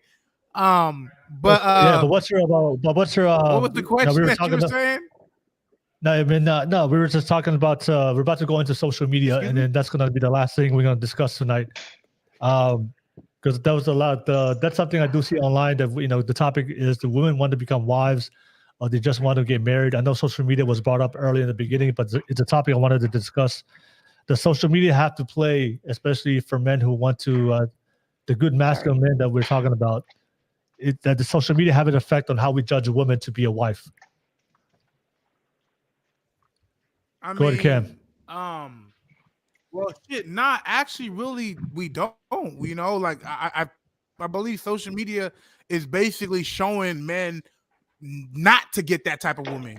Where it's giving us knowledge on the woman that's not good for us. You know what I mean? So that's social media. Like a lot of women and stuff that we're noticing is like they're starting to get exposed. So a lot of men are starting to change who they are. Just to basically to actually get into women's pants, you know what I'm saying? So we kind of figuring out, oh, we gotta do this, we gotta do that just to have sex with a woman. And it's like we gotta go through the extra you know what I'm saying, hula hoops just to clap a woman, but you know, we're gonna have to make the sacrifices. But I believe, you know, we could actually see, okay, is this woman bad for me or is this woman good for me? You know, because right now I'm not even gonna lie, social media is exposing a lot of shit for the women right now and a lot of men too as well. So I believe, you know what I'm saying, social media is a great thing, you know, for men because we're actually getting the knowledge. And that's the most Okay. important thing is getting the knowledge and see, okay, if she's bad for me, I ain't fucking with her. But if she's good for Okay. me, you know what I'm saying, we gonna rock with her. Okay. All right. Thank you for sharing that, Cam. I just want to ask Elle, and then I'll come to I'm you. gonna By ask the her way. all them other questions. No, I got you. Elle, I wanted to ask you, and then I'll pass it to Balafessa Yeah, and Jerk. because the reason why all the other questions, I had something to say to all the other questions, but I it's like Yeah. you never asked me for something, so but it's all good. Okay, Elle. I want to ask you, Elle. Yeah. Go ahead. What's your take on social media? Social media is now it's a normalized thing today. Women posting pictures of their body online. What do you think if we're having a conversation if women want to become wives and they want to attract a good masculine man, do you think social media and how you portray yourself on social media, especially when it comes to a woman's sexuality, do you think that it has a positive effect or negative effect on attracting a good man and also showing good men if that's the type of woman that he wants to make a wife? What do you think? It's social media. So what do I tell everybody else? Believe half of what you hear, believe half of what you see, and half of what you read. Like, yeah, it's social media. It doesn't mean they live their daily life like that. It doesn't mean that that's who they are as a person. Mind you, my social media is a little bit, I want to say, on the more sensual side. Because I came into a place where I am super confident in who I am right now at this point in time where I wasn't before. I didn't have self-esteem. I didn't know my value. I didn't know my worth. But when I sat down and did all the homework, I was like, oh, hey, there you are, girl. Where have you been all your life? Now I have the confidence to put myself on social media in a very open, sensual way after I've had 6 kids and have been through a horrible marriage and most more relationships that didn't work out due to not having the therapy that I needed. Now that I've grown as a person, I realize how feminine I really am and how feminine I want to be with my partner. Now, mind you, do I get DMs? I do. Do I answer them? I ignore them, most of them. I don't answer them. Okay. I tell everybody that comes for me, I'm single and unavailable. Don't write me. Yeah. Not interested. Okay. I've seen your social media. Your social media is not as sexual like what we see online, but it's more sensual. I don't want to say sexual. I was saying sensual. Yeah. It's sensual. It's not, and a lot of body positivity is what I really try to embody. I mean, do you think the women who are posting their bodies, like, you know, very explicit parts of their body online, do you think that has a consequence when it comes to how men would judge them, especially when we're having conversation about being a wife? I think people are quick to judge regardless. It doesn't matter if you're a man or woman. You could look at me and be like, oh, she's a hoe because she's wearing that. Yeah. That 2-piece. You could say she's a hoe because she's wearing a thong or she's wearing her bra and panties. I mean, people are so quick to judge. So getting to know that person, even though they're half naked on social media, and get it. Like, I understand where men want their women covered.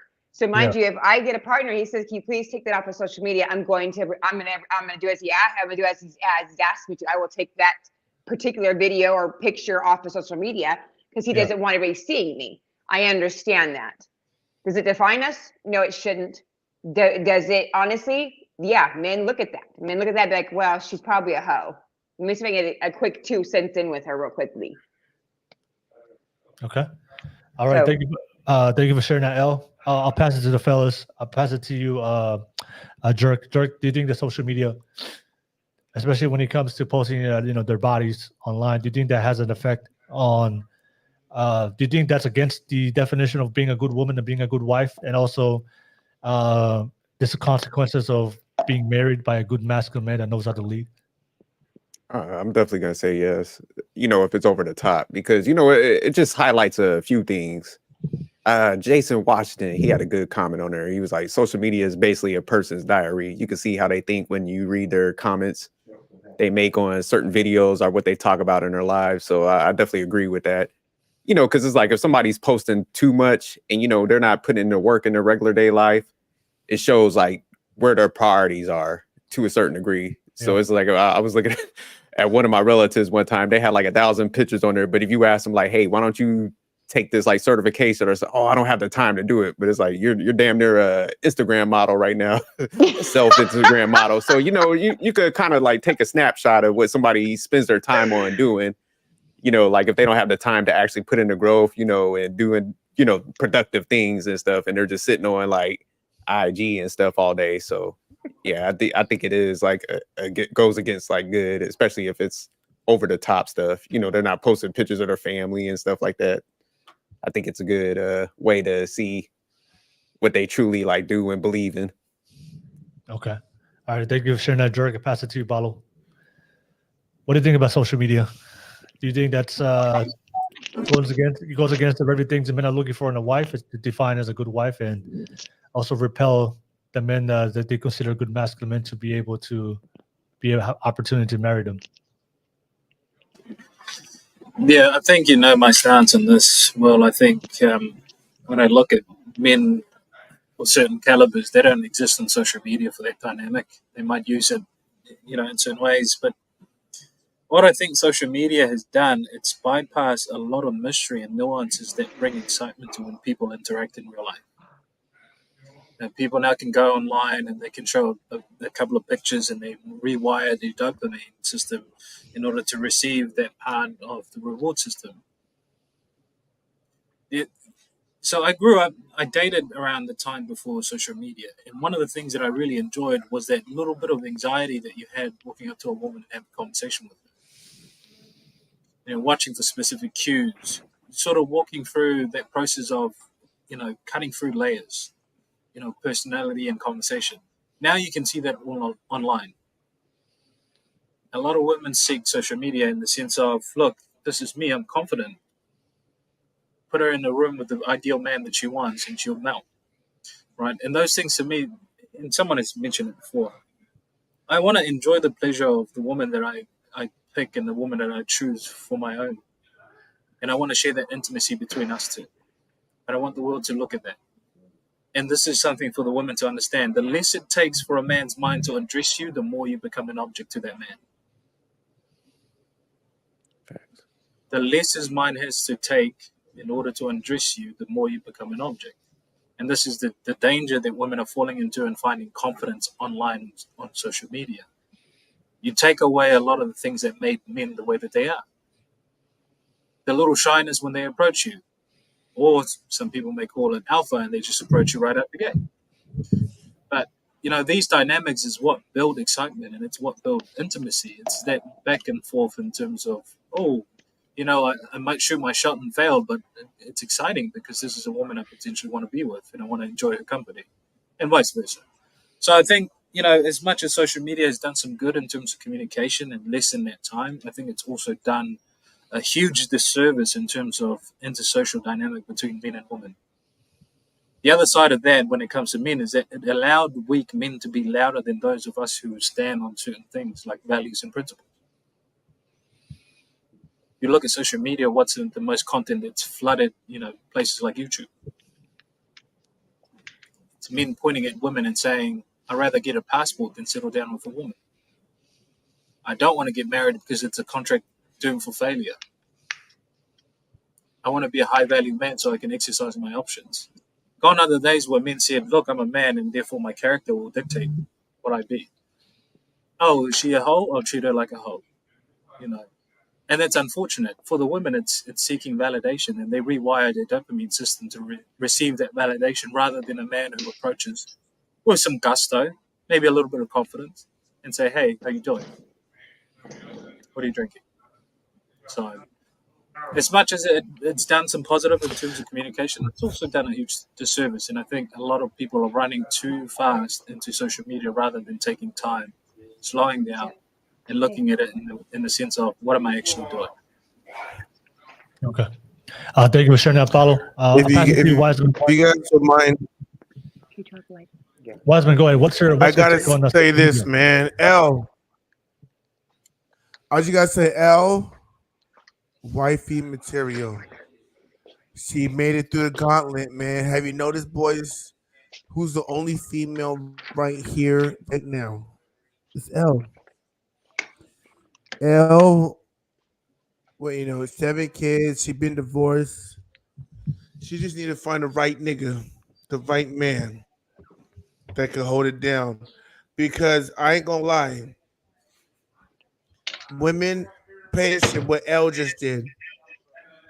You might disrespect women. You might disgrace women. You might talk shit about women. But is your girl gonna hang in there? Is she gonna buckle up? L buckled up, and L is still in the chat. She's still in the podcast, boys. How many men are still here? I got my family here. We about to go burn up. We about to twist We this have up to and we have burn to up. land the plane. Wiseman, we have to get to the point. The point is we're talking about social media. So let's get back to the point. All right, the point is because we only have a few minutes left before we conclude. Okay, so social media. Okay, my bad. Let me get back to. I'm sorry about that, Will, but I had to admire L's, her resilience. But as far as social media, I could tell my girl to delete her page right now. She'll delete her page. For a lot of you men out there, tell your girl to delete her page. I bet you she won't. I bet you she won't delete her page. Tell your girl to delete her page. Is your girl gonna delete her page, boys? That's all I gotta say. If you tell your wifey or your girlfriend, delete your page, she should delete it with no questions, right? If she say no, hold on, L. Are you gonna delete your page now if I tell you delete your page? No questions asked. Wait, You hear what L said? let's get back on track. She said, "Yeah." Giselle got 11,000 followers. Giselle ain't deleting her page. You think I'm gonna wipe? You think I'm gonna wipe somebody up that ain't gonna delete the page? I'm in Silicon Valley. I'm making 6 figures. I'm in a house. I'm paying for my shit. I got a Mercedes Benz. I bought my girl a $5,000 Louis bag. It's material. That's material. That's all material. But it's all material. If I tell my girl to delete her page, if I tell my girl to delete her page, she's gonna delete it. You think is your girl gonna delete her page? Fellas, if you're listening right now, tell your girl delete your Instagram page. Okay. Is she gonna delete it? I think if we're having if a couple is having a conversation about deleting Instagram, I think you're in the wrong game. If that's a conversation of concern, I think you're in the wrong game. You're in the wrong game. That should not even be a conversation, right? Exactly. Hold on. That should not even be a conversation. Hold on. Paulo Fisa. Ask your Paulo Fisa, are you married with kids? Yeah. If you tell your wife to delete her page, she gonna delete it, right? That's not even a concern. That's not a concern. That's what I'm trying to articulate. It's not a concern. But Paulo, social media. But Paulo, let me clarify. Let me clarify for you. Social media is not a place that we seek validation. That's my point right there. It's not an easy. It's not an easy answer, right? It's not an easy answer. It's not an easy answer because I'm gonna delete my page and my wife other people's Instagram. If my wife asks me to delete my page, I delete it. Let's have a conversation about value proposition. What you said you'll delete yours? What's a conversation about Instagram? Why is it's becoming an important topic? Fuck yeah, I'll delete mine. If my wife asks me to delete my Instagram, I'm gonna delete it. Okay. I'm sorry, Paulo. Go ahead. My bad, Paulo. Go ahead. So the importance for me is that I have children that I'm looking after, right? So is my wife. We're more concerned in terms of their education. the way that they articulate, the way that they form relationship. We are not for one second considerate of our social media because we don't use social media as such. We use it to connect with family. We use it to do that sort of thing. Now, if all the conversation that you're having is, will you delete your page if I'm asking you to So delete if you it, told we're your in the wrong game. We're not in a relationship that is going to be. We're not even on the same playing field. so Right? Paulo, So would that's your why wife delete it? But what, Paulo? If you ask your wife to delete her page, would she delete it? what's the value proposition that you're trying to make? Wow. So she probably so she wouldn't delete it. Okay. Will, if you ask your girl to delete her page, would she delete it? Will? Wise man, are we just saying words just to say words? What's a value in terms of the Instagram? What are we doing on Instagram that you're so I'm asking hellbound on about this idea deleting of something deleting that's pages? virtual. Well, I'm asking you for I'm just asking context, right? about deleting something that's I'm virtual. I'm asking you for context No because you context seem needed. No hellbound on the context idea needed. of Instagram. No context needed. Paulo. If you told your wife to delete her page and she did not Okay, so delete so it, you made a pretty strong case in terms of if she doesn't delete her how Instagram, would that you? she's not wife material or whatever it is. Now I may be misquoting you, and you're more than welcome to correct me. Now, what I'm asking is, what value does it bring if she has a page, if she deletes her page, if you have a page, if you delete your page? I'm just asking for you to contextualize why are you so hellbound on this idea of deleting a page, so I can understand you. Right now, I don't.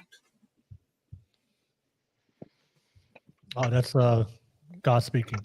All right. We'll Oh, he we'll back. He consult back. further right now. You All tell right. your girl to delete her page and she won't delete it. You got more questions than me. You got more questions than I do. That's a fact, bro. You got look at if you tell your girl to delete her page and she start arguing with you, you got more So questions are than we I do, just man. are we just You got saying to work on things some to shit. say? Wise man, follow me on this. Are we just saying words just to say words? What is the notion with me asking someone to delete their Instagram page? Can you give me at least that? Because are they okay? So you know what that is, and Paulo, I respect you because you got the cross guard jacket on, so I know you a citizen. But I'm gonna say this: if you tell your girl to delete her page and she goes back and forth with you, your girl's lost in the gram. We call it lost in the Okay. sauce. So do you not We think call that it lost in the men like sauce. us? If So your you don't think girl, men like us would have? if your Instagram got your bitch, So you don't think that men like us would have vetted those things out prior to even engaging this woman? Why are we now in a marriage and we're having conversation about deleting Paulo, pages? right. No, but Instagram got your bitch. If you can't tell your bitch to delete her page and she starts arguing with you and Well, hesitating, it's a first Wise and man, you're missing foremost, what there, he's man. saying. you're It's a missing what I'm problem saying. there. First and foremost, I don't refer You to should my have get with wife the as my girl. bitch, Like if you. Oh, go ahead, Paulo. Sorry, brother. right?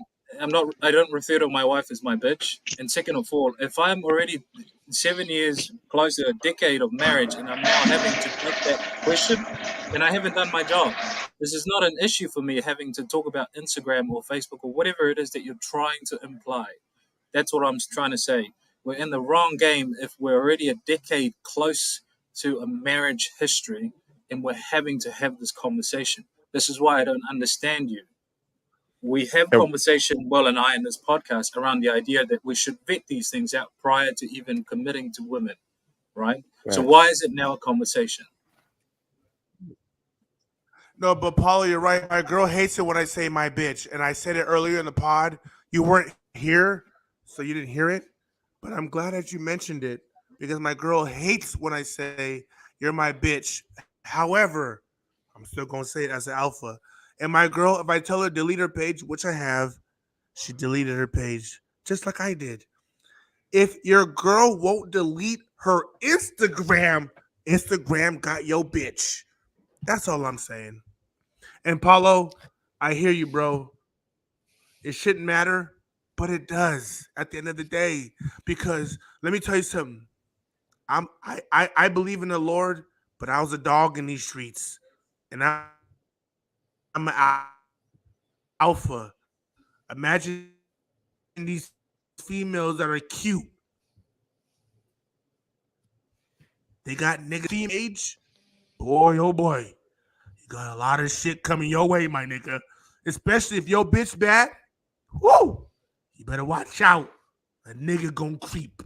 So, in the end, just have her delete her page and only have family on the page. Like my page, I had over 3,000 followers. What's her name? Giselle. Look at God. 1,000 followers. You know all of them? You know all of those followers? Hold on. You know look at L is still in the chat. The only female that's still here in the chat is L. I'll go on one knee right now and wife up L right now. All right. Just off Okay, of we gotta loyalty. close. Okay, we Giselle gotta. can look how she want to look. Giselle couldn't cut. L. Okay, we got to conclude, fellas, for the sake of time. So let's get everybody's final thoughts, and then we'll share your socials, and then we'll conclude the show with that. But as always, everybody on the live chats, a lot of you guys have been watching the entire stream. Thank you so much for watching the entire stream. Shout out to you guys, real quick. So appreciate everybody that's watching the entire stream. Thank you so much. And don't forget if you don't forget to like and subscribe. I saw a lot of new names here on the chat, so I appreciate you guys. And thank you so much for UK Economist, Baby Bree, and Jerk for the super chats. I do appreciate you guys. And some of you guys did watch it from IG, so definitely come over and subscribe to the channel if you're watching it from IG. But let's just get everybody's final thoughts and their how can people find you if you want to be found on your socials. I'll start with you, L. L, thank you for jumping on. I know it's your first time, but appreciate for making the time and be part of the whole podcast. You made it through. I appreciate sharing your perspective. What's your final thoughts and takeaways from tonight's conversation, and how can people find you, El? Well, I don't want to be found. Thank you. After these conversations, I will leave my social media alone.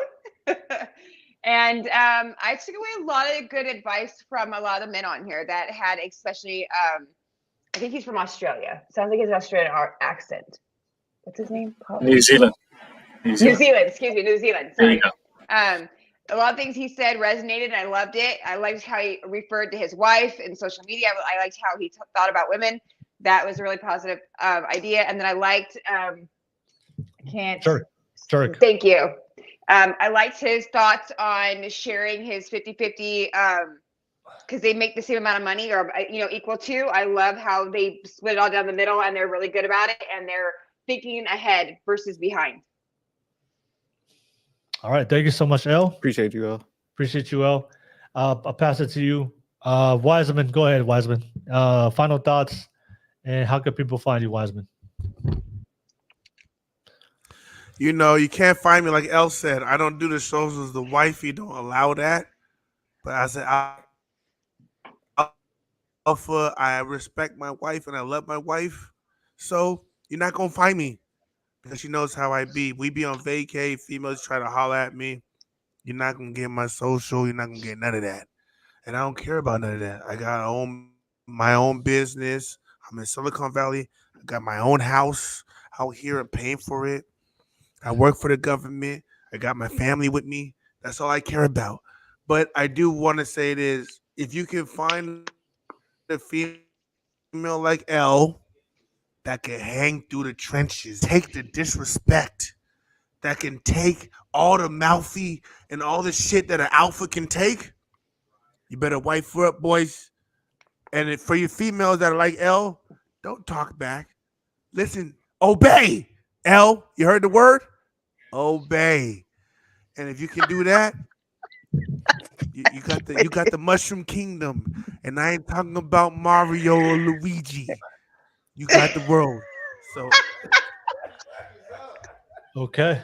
You're killing me, Smalls. You're killing me. Appreciate it, Wiseman. All right. Thank you for making and jumping on the pod. I'll pass it to you, Jerk. Thank you for jumping on as a guest. Final thoughts, and how can people find you and in your channel? Great conversation. I would just say drink in moderation. Drink in moderation when you do a podcast, And you can find me on the Manic Sophistication channel, and I'll be over here too quite a bit. So, masculine mindset. I tap in with Will and Paulo, and they're great guys, man. Definitely got great perspectives. So keep tuning in to this channel. Support Will because he's trying to bring together, great conversations and different perspectives, trying to get to a solution. So, support the man. All right, Jurek. I definitely appreciate that. Thank you for always jumping on. And Paulo, final thoughts.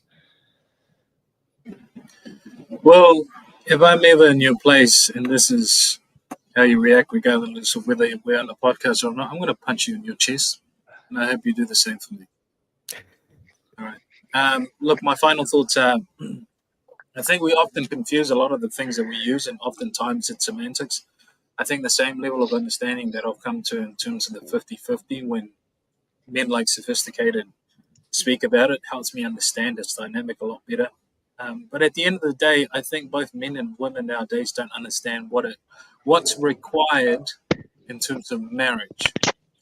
Now, I get accused of a lot of things, especially on these YouTube spaces, because I put my attention on men. I'm a man, therefore I do, and that's the only relatability that I have.